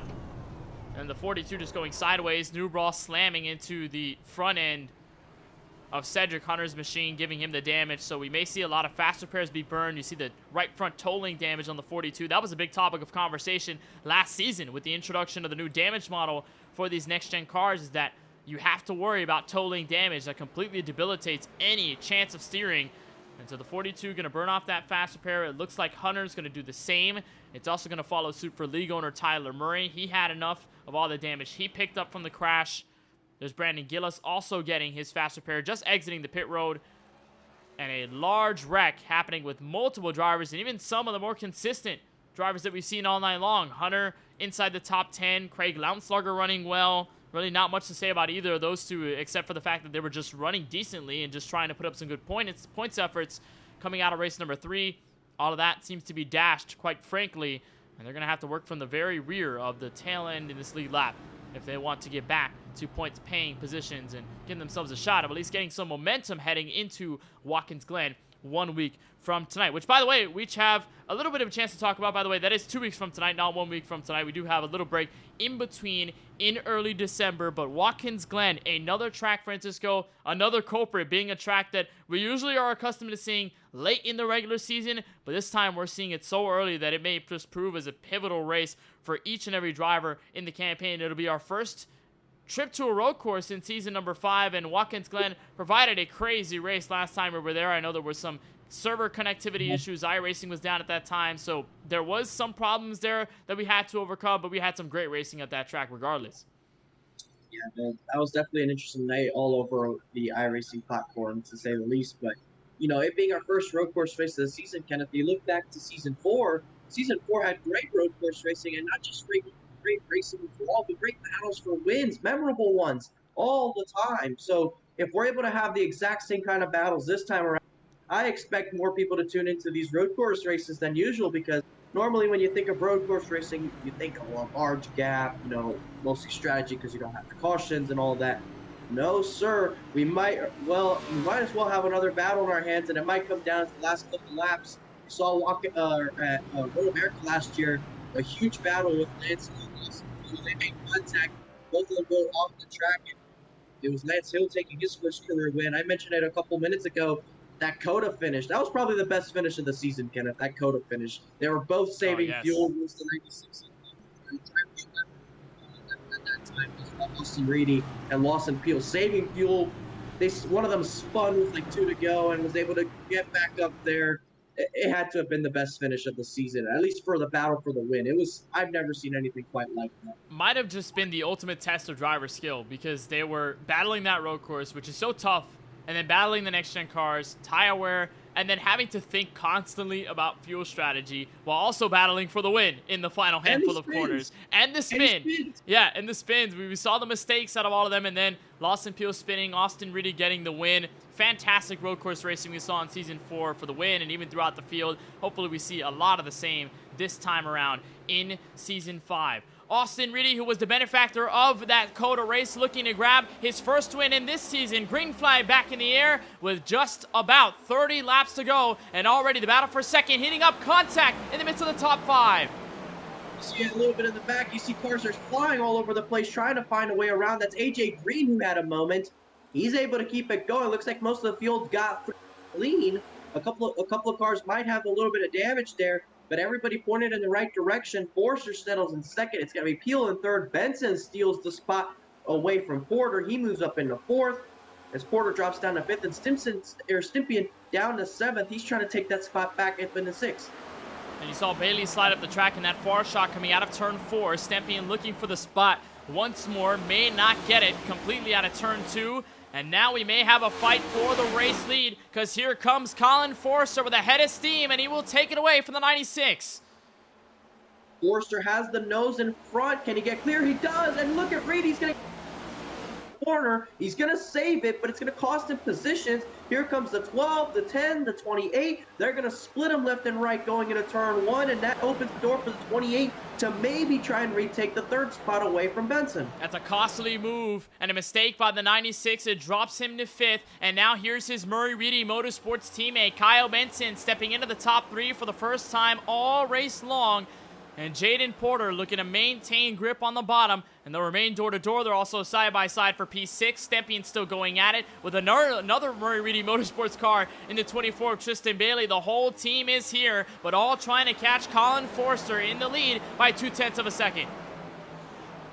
Clean air. He's led laps in this race. We saw he led after the first green flag pit stops, and Lawson Peel, he's been strong for most of the night. He has track position now and get enough green flag laps before the end of this race. He could be a contender. He's always a contender when it comes to these races now as we wind down the laps here, approaching 27 laps to go when they come across the line. And you see Porter and Benson still battling away for the third spot with Reedy still recovering. He is in the 5th spot just behind them, watching that go on. Still battling as a crash in the back. It's going to be the 1 of Lance Hill and the 16 of Tyler Murray. And caution out again. Lance Hill involved. It's the first time for him, and it's the 3rd crash for the 16 of Tyler Murray. He cannot catch a break in this last leg of the Nashville race. It looks like really no damage, so he's able to escape. But the caution flag again waves, and we may have a restart inside 20 laps to go. We'll see exactly how this all began, whether it started with Hill or whether it started with the 16. You see Murray getting a little loose out of turn 4. Same deal with Cedric Hunter in the 31.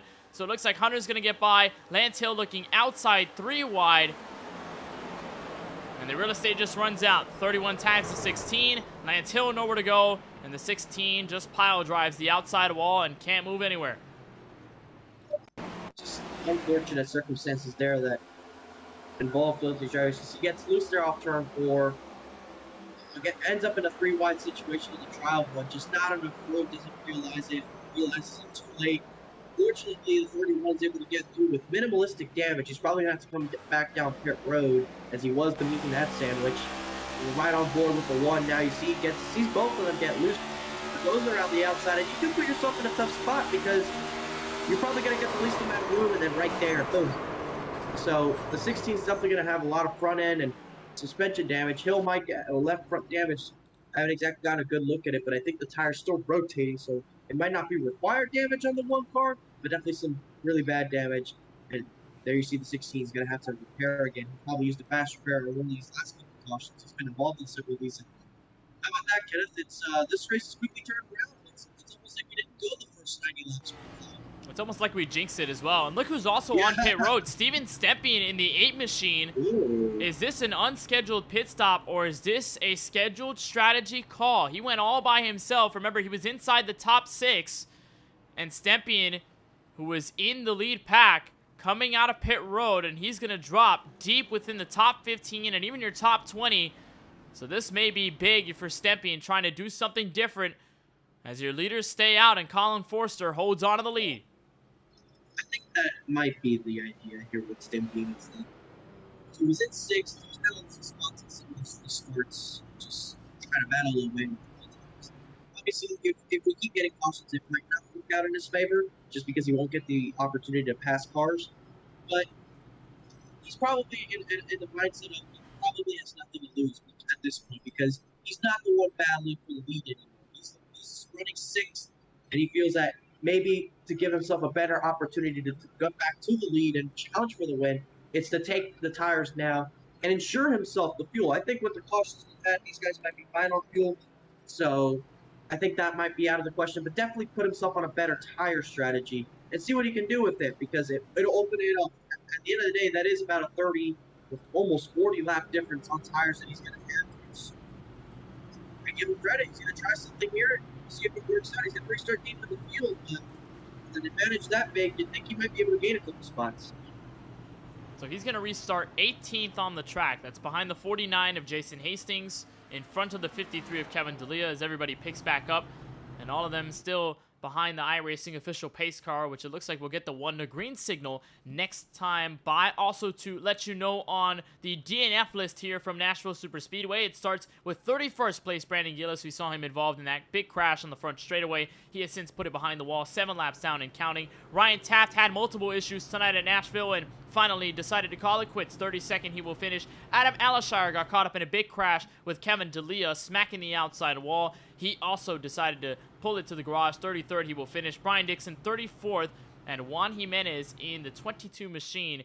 He did make the green flag but didn't spend that long on the racetrack, unfortunately, and he will be the final driver in our 35 car field. So a couple of cars in our DNF list, but still many in contention for tonight's win, as the field will catch the 1 to green signal from the iRacing official pace car, and we will indeed go green with just over 20 laps to go in this race, the third one of Season 5 of the 4 Wide Racing Cup Series. So as we're under caution, we'll also try to talk about another big event happening in the sim racing world. As of right now, the Hard to Drive 300 longtime driver and sim racing member Brian Blackford, former Coke Series talent, hosting the Hard to Drive 300, the event that he hosts every single year, Francisco, with the COTs at any given intermediate track. This year, it looked like Darlington was the track to choose. They're going right now in the midst of their race. I think Colin Bowden is in the race lead. Actually, never mind. It is Jake Nichols in the number 91. It was Colin Bowden. Looks like Bowden had fallen back, or maybe just pit road strategy. But they're closing in on the end of that race. The 220 laps they had there. Such a cool event, the Hard to Drive 300. But obviously, I don't think I even have remotely any of the talent to qualify for that race. I know our good friend Parker White is in there as well, the eNASCAR Contender iRacing Series driver, coming fresh off of the race here in Nashville just 1 day ago. So a lot of things happening in the sim racing world. But we have a lot happening in this race, and for the final leg of it, green flag going to happen at lap 129 of 150. It's Colin Forster, new fresh face up front, with defending champion Lawson Peel on the outside. Green flag back in the air. Leader. They've been able to get out there and get good launches and get clear into turn 1. We'll see what that is able to do for the likes of the 99. You see Peel closed in the corner, kind of backs up just a tad, and it's going to put him in position to get challenged by Porter maybe, but there's Benson to the inside. He's going to maybe get help from teammate and Austin Reedy trying to challenge for that third spot, or for the third spot, as they move side by side through turns 4 and into the front straightaway to complete this lap. 21 to go now. The top 2 are still clear, but you see Austin Reedy is trying to help Kyle Benson to get clear of that third spot. This is the first time we see Brandon Banks, I believe, inside this top 6, so it's been a nice run to the front at the end, and he'll make side-to-side contact with Tristan Bailey coming out of turn 2. Meanwhile, they still fight for third. Porter trying to hold off Kyle Benson. He'll clear him this time by entering turn 3, and Lawson Peel is still not quite gone from Colin Forrester just yet. Still under 0.2 of a second, and Peel trying to catch up to that 99, but can't make a move quite yet. Get a little bit of cleaner air and see what he can do with it. Stempien has not gained any position since still in 18th, so I'm not sure if that's exactly the right strategy. To 6th, that was where he pitted from. There you see him there just now ahead of Lance Hill. He got past him in turns 1 and 2. We'll see what he's able to do in the closing laps, Kenneth, but it was not the restart he needed if he wanted to still have a chance to win the race. But speaking of a chance, this is a chance right now. You see Peel's going to look to the inside. Forster's going to shut it off and take that line away, but he hits the apron. He's going to slide up on corner exit. You'll have to check up. That will reel in Peel and everybody third on back as well. And we've seen that happen multiple times with Lawson Peel. Every time he slightly has a chance to move to the inside, even if he doesn't officially make that move or dive bomb the corner, he lets the driver in front know he's there. And that may just be a strategy move, a mental game that he's playing with your race leader, saying, I may be there for the lead, watch out for me, and that may prompt the driver in front to overdrive the corner and give Peel the advantage. Peel looking for a deeper arc this time, tried to diamond it in 1 and 2, could not work. They're side by side in the midst of the top 10. That's AJ Green, Scott Healy going at it, and Colin Forster looking to run away inside 18 laps to go. It looked like for a brief second that he tried to roll to the outside, get that left front just on the right rear of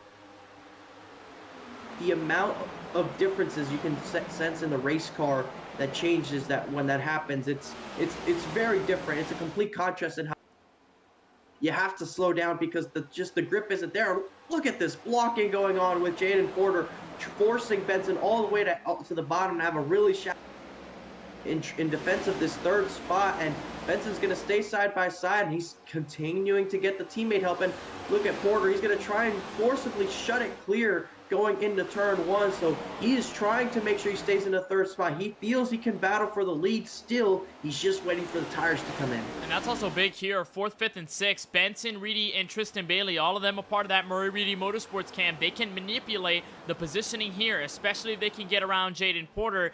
But there's been so many unsuccessful attempts by that 10. This may be the successful one coming out of turn 4 as Porter snagged the apron in the middle of the apex. Here comes Benson, Austin Reedy to follow in the draft back to turn 1.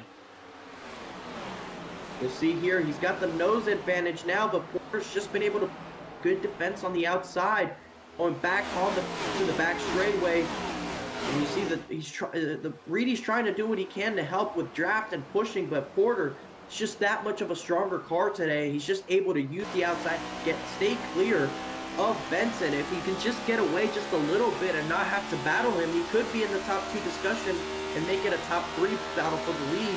But it's just not able to work. He's still having to fend off the pressure from behind as Reedy now all over the back bumper of his teammate, trying to see if he can do anything to get him up there.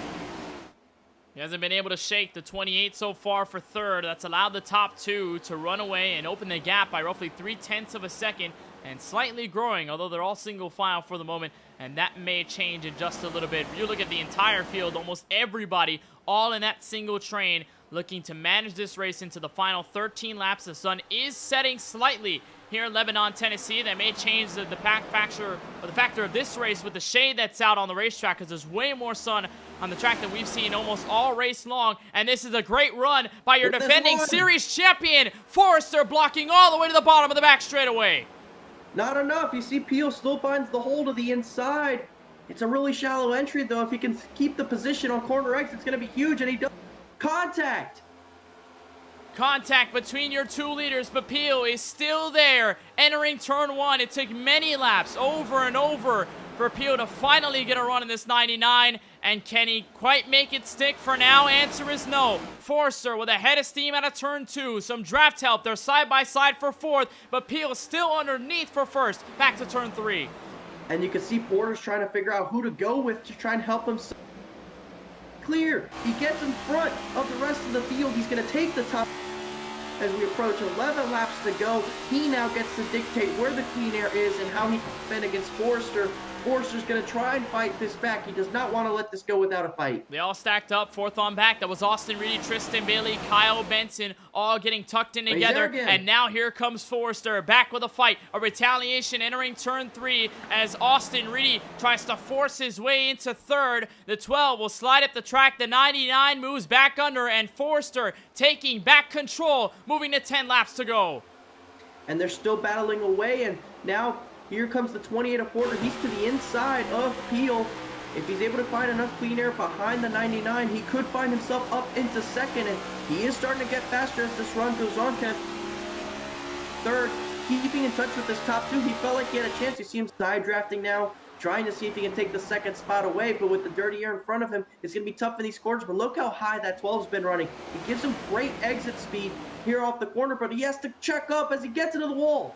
12 snags the outside wall, opens a door from the 96 of Austin Reedy, and Colin Forster with a little bit of room to breathe, at least for a little bit. 9 laps to go from Nashville Superspeedway. Again, Peel high up the track in 1 and 2. He'll drop back to third, maybe even fourth, and may get hounded by the entire Murray Reedy Motorsports camp. But Colin Forster looking to cap things off and get his second win of Season 5. But Jaden Porter looking to keep his crown at Nashville. This is it right here. This is going to be the battle for the win. You see cars all over the racetrack trying to defend or gain spots here throughout the top 10. But Jaden Porter, once again, trying to see if he can claim a second victory in a row here at the National Superspeedway. Keep the undefeated record for the BBR organization, and it lies right with the 99 of Colin Forster. Stocks Motorsports leading the race. Peel still trying to hold on to the third spot. He is still not out of it. He's still contentious in this race for the win. With now 7 laps to go, it is all single file. All it takes is one mistake, and it could open the door for anybody in this top 5. There's a tussle for 7th, now for 8th. Kyle Benson falls back. He's under fire from the 64 of Scott Healy, who, by the way, got in that crash, got the faster pair, and the same deal with him and Cedric Hunter, got involved in crashes and are back in the midst of the top 10 with a chance to gain some decent points heading into Watkins Glen in 2 weeks' time. That last time at the start-finish line, Porter faster, 31.384 in comparison to Forster's 31.4, and a couple of drivers smacked the outside wall, including Austin Reedy, and Lawson Peel might be looking for second into turn 1, but he'll back out. If they battle for second, it's basically race over. Second spot, it means he's probably out of the woods, but with 6 laps to go, the gap is still close enough. If I were Peel, I would try and figure out how to help Porter get up there. Porter's fast enough to do it, but if you let them battle each other, it gives you an opportunity, much like how Porter was able to get into second in the first place. It happened with the 12 of Peel battling that 99 of Forster. So if he wants to have a chance to win, get those two up there and force them to do something to each other and maybe open the door for yourself. And that also happened, that problem, at Michigan in the final laps. We saw battles for second, battles for third, and all they did was allow Lawson Peel to keep control of the lead. And while Austin Reedy had been clear in the battle for second, by the time he tried to make a move on the 12, it was too little too late and had no momentum, no space, and no time, most importantly, to catch up to your leader and make something happen. And if you're Lawson Peel, the smart move, stay behind this 28, like you said, Francisco, and just wait for that gap to close, then put it to the number 99 of Colin Forster. Yellow. But the caution flag comes out, and it's Ken MacArthur in trouble. We're going to have an overtime restart. Wow, that was unexpected. We saw the gap starting to close between the top 2 and in these closing laps, Kenneth. But instead, a caution leads to the first overtime restart at Nashville Superspeedway in the 4-Wide Racing Cup Series. We'll diagnose exactly what happened. We can officially confirm Ken MacArthur was in the accident, and he was tagged by Jesse Prees in the 00. Right here at a turn 4, they both converge. And the 97 goes for a harmless spin, is able to completely straighten the car. So no damage from the 97. That is good news. And he did get back on the lead lap. He is 22nd on the track and obviously lost all that track position with the spin. But that brings out an important caution with 4 laps to go. Here's another look from the 97. Good save. Did the Kyle Busch from Martinsville. Just loops it around and keeps it going. But you know, Kenneth, an important thing here is, are we going to see pit stops? These guys are on old tires. I would think they would come down pit road. Guys are making that left turn, and we actually might see Stympian stay out because he did pit earlier, and there you see a couple of staying out. You see, I think the 31 stays out. Indeed, Hunter's going to stay out here, Kenneth. A couple of other guys as well. Split strategies here on what could be the final pit stop. Remember those involved in crashes late in the race. Cedric Hunter, Kevin DeLeas. It looks like Lance Hill, Tyler Murray, Christopher Bishop, Eric Stewart. All of these guys are staying out on the track. And that leaves a huge proposition for these leaders to overcome. Wow. Now that they're all in pit road. 4 fresh tires and fuel. Lawson Peel looks to come out first, and he will. 2 tires for that 12 car. A couple of guys that have done 2 tires. They've realized what's going on with those guys staying out, and they still want the track position while having some level of tire advantage. So, wow. A lot of guys stayed out here, Kenneth. That's going to be very crucial. You look here and you look. Ken MacArthur stayed out as well, I believe, and probably not going to have to come down pit road. Peel's going to be somewhere just inside the top 10. I'm not sure if 2 laps is going to be enough for him to get up there, especially if he is on those 2 tires. But how about this? The 31, he was involved in a couple of incidents. Cedric Hunter, he's going to line up here with a chance to race for the win. And that's a big point you make there, Francisco, with those guys who have pitted this time through. It is basically going to be impossible. They're going to need either more yellows or just something to happen at the front for them to make drastic progress. Because remember, Stympian pitted in that last yellow, dropped to 18th, and didn't do anything with it. Really couldn't do anything with it, as a matter of fact. Now he's able to stay out. Everybody else, those lead lap cars, Forrester, Lawson Peel, Austin Reedy, Kyle Benson, all those guys coming in. And now we've got a new chance at a new race winner. Cedric Hunter looking for his first in his rookie season. It would also be the first win for Lights Out Esports in 4-Wide Racing Cup Series history. Kevin D'Elia has been in this league for so long. We've seen some highlights out of him with his fast repair ticked off and a clean Chevy Camaro. What can he do to potentially cap off this race and get his first 4-Wide Racing Cup Series win? Steven Stympian, my biggest memory of that 8 car, strongest run at Texas in the season finale last season a couple of months back. Could not get the win over his teammate Lawson Peel at the time, but with Stympian's new Trek in this 8 car, there's a lot on the line for him. Lance Hill, it'll be the first time he'll get to victory lane since Road America of last season, race number 8. Tyler Murray still looking for an illustrious win as the league owner. Christopher Bishop, Eric Stewart, Ken MacArthur, Brandon Colley looking for first wins. And then it comes down to your defending champion, P10. When we drop the green, that is a large obstacle to overcome, Francisco, because this track, again, so hard to pass, so tough to make positions happen, even on fresh tires, and you've only got 2 laps to make it happen. 2 laps, and sometimes 2 laps is never enough, but sometimes it's also more than 2 laps. So we'll see if we get another yellow flag before the race ends. Of course, all they have to do is get back to the white flag, and we won't see another instance of a yellow flag in this race. We have, I believe, 3 attempts, so we'll see how many times it takes for these guys to do it. We've seen races end under caution in the ARCA series, but we've never seen it happen in the Cup series. Usually that 3rd one is where it happens. I think actually one did end under caution a couple of seasons ago, if you could correct me. It was at Richmond, I believe, and we saw a battle of teammates in that one, so we'll see who ends up battling here. But it is the first time we get an overtime restart here at the Nashville Super Speedway. I'm not exactly sure what to expect. Normally these races have a green flag. And we do have a tire difference, a really strong tire difference at that. And with Peel and these guys being towards the back end of the top 10 of it, it's going to be real tasty to see if they could get into the top 5 or something. But the battle for the lead, the battle for the win is going to be on this front 2 rows.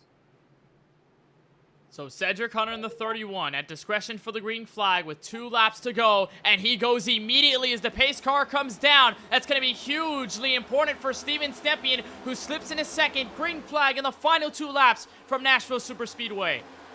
And crucially has a pretty big lead, but it's Stympian that finds his way in a second. One of the fastest cars all night long has found himself up in a second, and it is go time. He's got just about 2 miles to make it work. while to try and capture a first career win. These two actually at the front of the field are battling for their first career win, Kenneth. Are they able to do it? We're approaching 1 lap to go, and the gap is closing. Stepien closes the gap inside the white flag from Nashville Superspeedway, and indeed this race is official. We'll race it all the way to the stripe. Stepien going into turn 1 and 2, looking for a final opportunity. They're tussling for a third on back, but Stepien with an opportunity here now slides to the inside. Stepien looking for the lead for the final time in turn 3. Hunter trying to fight back. Stepien slides up to 14 degrees of banking. They'll be door to door exiting turn 4 as Lawson Peel tries to catch up, but Steven Stepien, first career 4-Wide Racing Cup Series victory from Nashville. A last lap pass, Kenneth, and wow, what an impressive battle those two were able to put on. Both of them going for the first career win, and pretty clear. Really no contact at all between those two going for their first wins, and you see Lawson Peel giving him the congratulations. There's the 31, Cedric Hunter, real close opportunity, still a good finish for him, able to bring home the P2. And Steven Stepien, Elvis Presley in the Music City going to victory lane, Kenneth. That's very fitting. Perfect setting, perfect car, and Steven Stepien in a clutch performance in the final 2 laps ends up victorious as he will burn it down from the Music City. An unbelievable win for the 8 machine. Cedric Hunter coming up just short. Have to imagine the heartbreak for him. Lawson Peel, Austin Reedy, Colin Forster end up wrapping up the top 5. Remember all those guys on fresh tires from our last caution? All of them going down pit road recently. But Stepien able to hold all of them off, and at a gamble that we thought Francisco would not work at all. Being 18th on the track, gets a caution at the most opportunistic time and takes advantage of it. That ended up working out for him, you know. We questioned that decision because of the fact that he wasn't gaining spots and it was looking like it was going to go to the end.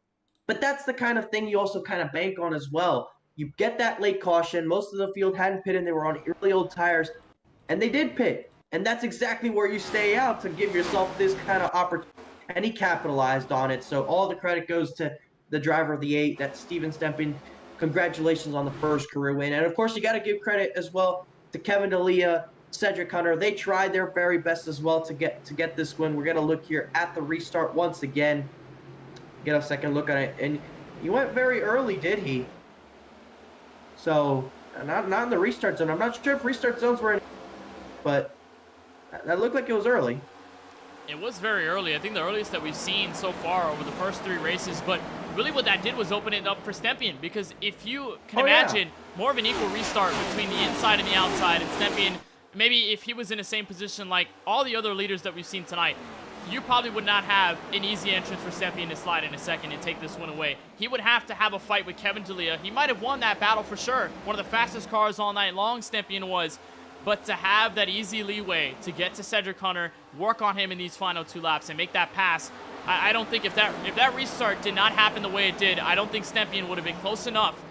But he takes advantage of the situation, and right here, the pivotal move, huge run out of turn 2, gets the run on the back straightaway, and that's all she wrote. Yeah, it was a great move. He got a great run. He timed it out great. And then right here, could slide up and just get into him, but he doesn't. It gets real close, but the 31 just tries to keep his foot, and it tags the outside wall, and that's all she wrote. Gets clear and just kind of goes behind him, conceding that one, and it's going to be the 8 going to victory lane. For the first time, it's not going to be Cedric Hunter. It's not going to be Lawson Peel. And what a Peel to get back up into the top 3, Kenneth. That from 10th, I believe he was on the restart with 2 tires going up there. You see the results here we'll go through in a second, but that was great stuff, seeing him drive all the way up there. Monumental comeback for all those guys on fresh tires, but unfortunately did not have enough time to get to the race win. Steven Stepien, career win number 1 in his 4-Wide Racing Cup Series career. Cedric Hunter, the rookie driver, comes home second. Lawson Peel, your defending series champion.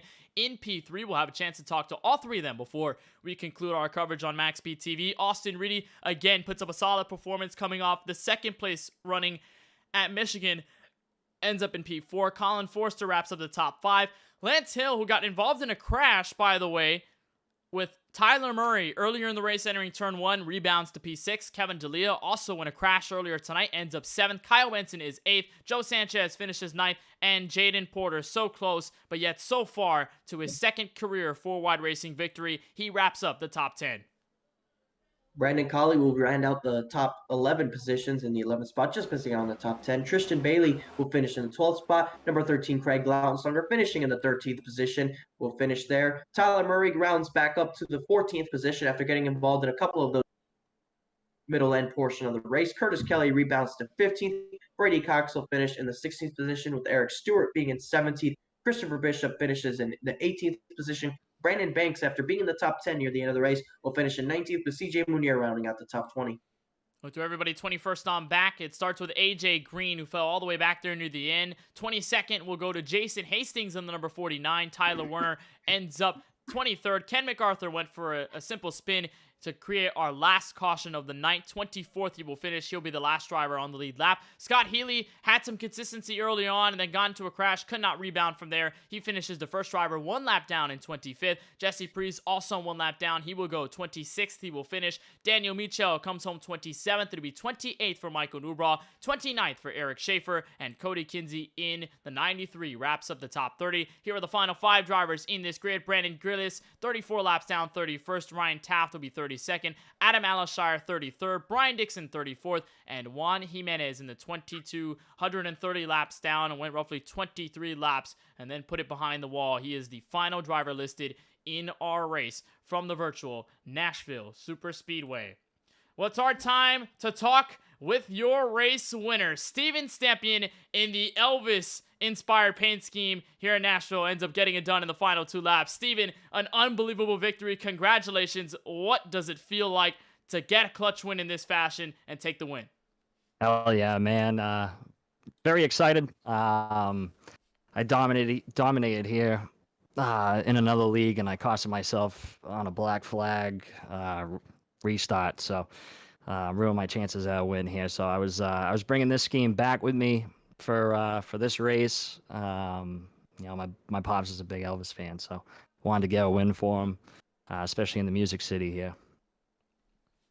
A big win here and only 3 races in, but it felt like you've been one of the drivers that's gone through a tumultuous journey. I know Daytona, you started up at the very front, could not capitalize in the end, got involved in some crashes. You finished top 20. Then you pick up a top 10 in Michigan, what looked like a slow progression, but not a full crazy run up to the front. But tonight, it felt like this car was a rocket ship. Walk us through how fast you were here and how you were able to keep that consistency up with guys like Jaden Porter, Lawson Peel, Kyle Benson, among those that were breathing down your neck. Yeah, I didn't have it at Michigan. Never really clicked in for me.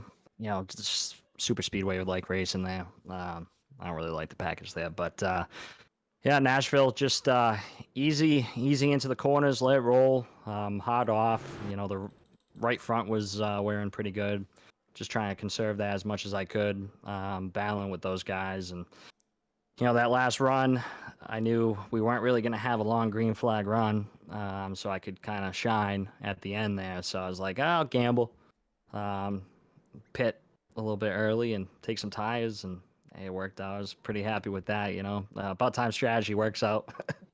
Yeah, strategy certainly fell there to your favor, and we're going to question that a little bit next because you went all by yourself on pit road. It looked like it might have been an unscheduled stop, but it turned out just a strategy call to the end.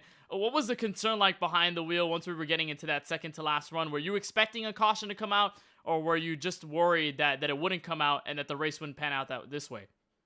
So I don't know if you guys noticed, but at the start, I was taking it easy the first 5 or 6 laps after I pitted, and I was banking on caution because it was going that way, right? Cautions breed cautions. And I don't know, it must have been like 5 or 6 laps in where I let 5, 6 guys pass me. I decided, well, caution's not coming out. Let's see if we can just go hard and see if we can get up front. And at one point I was like 4.4 seconds back, and then I cut down to right before that caution came out, I think it was 1.8 back. So I was digging. I was a little worried, but once that caution came out and I saw all those guys pitted, I know, me and Cedric were in the prime spot there, in control of basically our own destiny. Whoever whoever got a run on whoever, we're gonna battle it out and see if we can one of us get a win. And it worked out. And shout out to my boy at Cat 5 Esports, Zach Hall. He called that pit stop. He's like, "You guys should pit," and I was the only one that went in with Carly. I know Carly stayed out, I think, or he might have came in. But man, I'm excited to get a win. It's been a while. A big win for you in this 4-Wide Racing Cup Series from Nashville Super Speedway. I know you already had some shout-outs there, but before we let you go and have this celebration with the Elvis car from the Music City, anybody else you want to thank for tonight's phenomenal run? Yeah, obviously, my guys over at Cat 5 Esports and LOE, obviously, Zach Hall out there with that call, and then my buddy Cedric Hunter, great second place finish. Collie, I thought he was going to get third, but he still had a strong run all night. It was a good run. Shout out to my my beautiful wife out there for letting me do this week in and week out. I love her very much. And my pops out there, this one's for you, Dad, for the Elvis scheme, man. TCB. I knew exactly when I saw this scheme on Twitter posted a couple of hours before the race. I knew this one was one to watch for at this Nashville Super Speedway, and surely enough, it becomes that way. You take this win here from Nashville Super Speedway on behalf of our broadcast team at MaxSpeedTV. Steven, congratulations and wishing you the best of luck in a couple of weeks' time when we head for Watkins Glen. Sounds good, man. I'll see you then. You guys take care and have a good week. So that is Steven Stempien in the 8, his first win in the 4-Wide Racing Cup Series, and also the first win for the new team, Lights Out Esports, who continues their momentous run with a driver who comes home second, Francisco Bacallao. You're caught up with the 31 of Cedric Hunter. Cedric, another close one for you. It's your third. I know at the end there you were thinking about that win, but short. Is there anything you think you could have done different in that overtime restart that maybe could have landed you? Yeah, definitely. Honestly, if Steven wasn't my teammate, I counted him off on the restart, so kind of helping him get the advantage, and I completely missed my apex or on the entire green flag lap, like a turn 1 and 2 and 3 and 4. I completely missed the corner, so that allowed him to get a little bit closer. And then on top of that, I didn't realize that we had a pretty big gap to third, and when he was right on my bumper, basically in the back stretch on the white flag, I couldn't see behind him, and I more or less just let him have the inside. And by that time, I realized once he dove down that there was a huge gap. I think it was like 4 or 5 car lengths at least, and I probably could have defended the inside, but congrats to him for getting the win. I'm happy that I was able to help him out in whatever way I could, and the win will come soon enough. Yeah, 3 straight top 10s has been consistency. Of course, you're one of the newer. Having consistency and good runs is important. So how do you feel about being able to get another solid finish, as now we're going into a little bit of an off week before we recoup and go to the first road course race of the season? Yeah, I feel pretty confident, especially heading into the road courses. Watkins Glen isn't particularly a track that I'm fantastic at, but I feel like I'm pretty solid on road courses. So I'll be interested to see on who's going to be quick there. And right after that, I think we have Vegas, and Vegas is probably one of my best tracks. So feeling pretty, happy, and I think we could carry on this momentum and top 10 streak. Yeah, and of course, with this top 10 streak and all this fast cars that you've been able to have, who's been able to be we'll give you, I'm sorry, I can't talk. We'll give you the microphone here to give the shout outs and the thanks to everybody that's possible for you and your team. Yeah, I want to give you a shout out to LOE, Category 5 Esports, Zachary Hall for being on top of the booth and helping out, with the calls, and obviously Stimp for winning the race. Collie, I think, could have gone third. Unfortunately, he had some contact there into turn 3, and it put him in a bad position. But he had a solid run towards the finish there.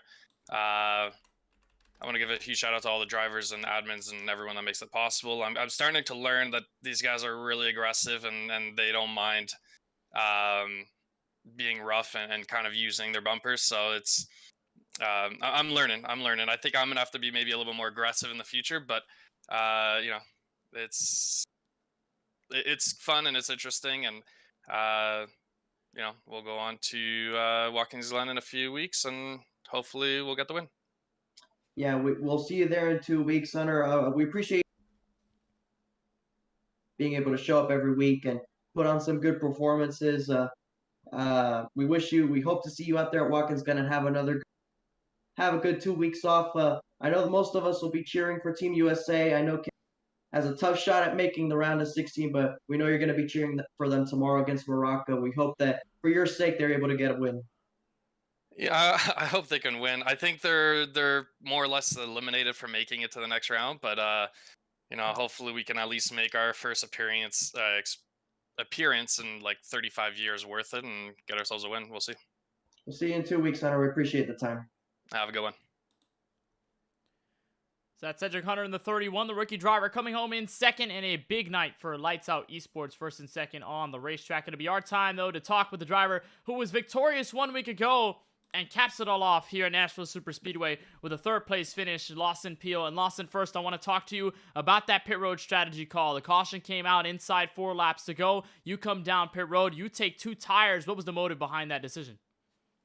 I figured all of us up there in the top 5 or so that pitted would. I figured that was the right call. I guess it was. I just figured there wouldn't be so many that stayed out. And, yeah, just needed one more corner there. I think I would have got there. I know time was of the essence. Unfortunately, it didn't go your way, but tonight just felt like a very strong run overall, and it felt like picking up where you left off from Michigan, how good you were at that 2-mile oval 1 week ago to capture your first win this season. Tonight, it wasn't necessarily blistering pace for the lead and being in control of the race, but being in second, battling for the lead with Colin Forster, being in third, hanging around the top 5 and even some parts of the top 10. What was it like to handle this car over the run and even in the midst of traffic? Because at one point, I think you were almost 4 wide, 3 wide on the racetrack. It must have been tough behind the wheel. Yeah, that first run was a struggle. I was just back in traffic, destroyed the right front, racing hard with those guys. Once I kind of got in front of that, I did much better the second run. And I really just wanted to see the whole race go green.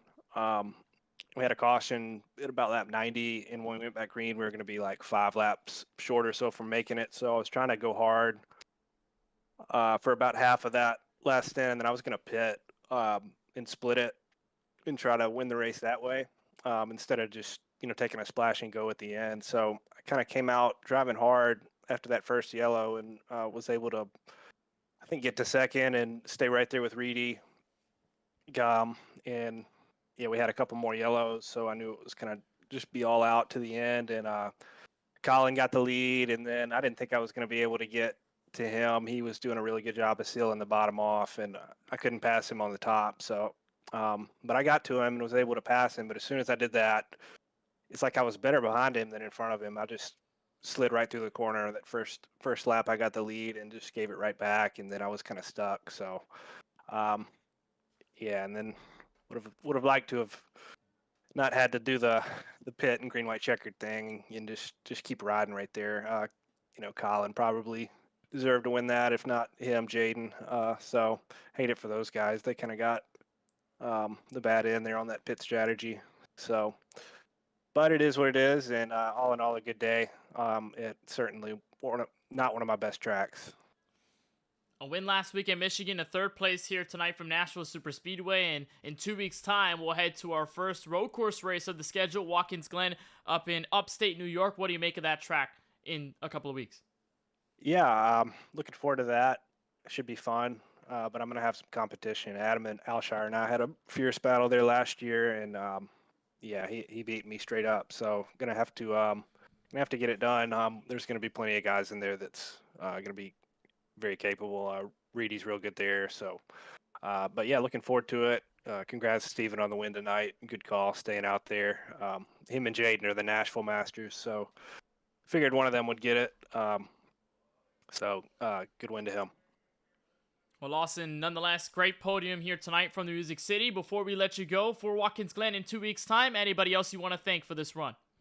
Yeah, thanks to y'all for doing the broadcast. Thanks to Tyler. Thanks to my teammates and everybody that comes out and just contributes and participates in 4 Wide and Wednesday nights. Well, we certainly appreciate the time, Lawson. Congratulations on the third place finish here from Nashville Super Speedway. We wish you a happy week off from 4 Wide competition, and we'll see you in a couple of weeks from Watkins Glen. See you then. Appreciate it. That is Lawson Peel in the number 12 machine coming home in third. And he rounds out our top 3 driver interview segment in our post-race show here on Max Speed TV. So a big win for Steven Stepien and Francisco. It was completely off the rails from what we would have expected from a normal Nashville Superspeedway race, at least in this league's context. The first race, a lot of green flag runs, yeah, some yellows here and there, but pit strategy overtook everything. It happened the same in that second race where cautions came out, but ultimately it came down to a long green flag run. It felt like it was the complete opposite this time through. Strategy was very important over the first 90 or so laps, and then once that last leg kicked off, it was just about surviving and having strategy fall in your way for Steven Stepien. It fell right into his lap, made the right call at the right time, and in a clutch maneuver gets around Cedric Hunter for his first 4-wide Cup Series victory. Yeah, for a little while there, it looked like it was kind of gone away from him, especially when he pitted there. But it came back to him when that late caution that set up the overtime restart. He was fast in the first 90 laps. He was definitely one of the fastest 2 cars out there with the 20-year jaded quarter. So for it to come back to him, it's definitely nice to see, to have somebody who was fast in the whole race be able to fight the adversity that he did and still able to come out and win. And in a fantastic battle as well. You still have to give Hunter that credit that he was able to put up there and that clean battle for the race win. Both guys going for the first career win. And, Cedric Hunter, that win is coming. It's going to happen to him very soon. He's gotten 3 straight top 10s to start the season off. So it's definitely going to happen soon enough for him. When exactly, we don't know. But when it does, you can tell it's going to be a big one for him.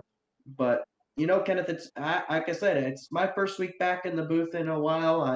I can't wait to see where this season takes us. We're already going to have a break here next week, so we'll be back in exactly 2 weeks for some road racing action, which like I said, it usually has tended to be good with these next gen cars. So I can't wait to see what it's going to have to offer with Watkins Glen, and hopefully this time there are no connection issues to spice it up in the negative way.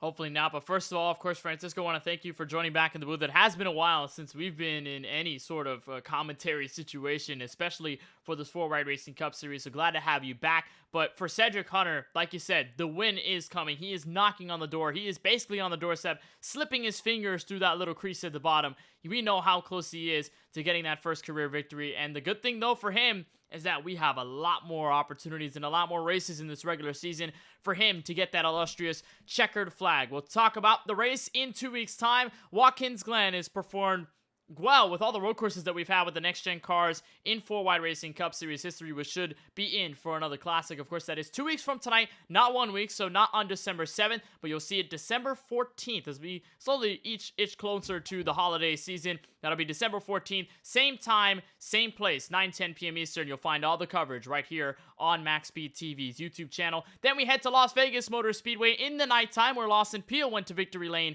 1 season ago. Vegas, somewhat of a road course sandwich because Road America comes right after that. We take another break shortly after there. Richmond, Kansas, Charlotte, Roval, we go all the way with a couple of new tracks in the schedule as well.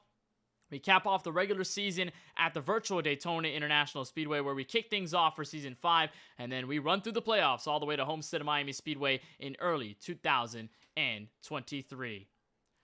So that does it for here, us at MaxSpeedTV.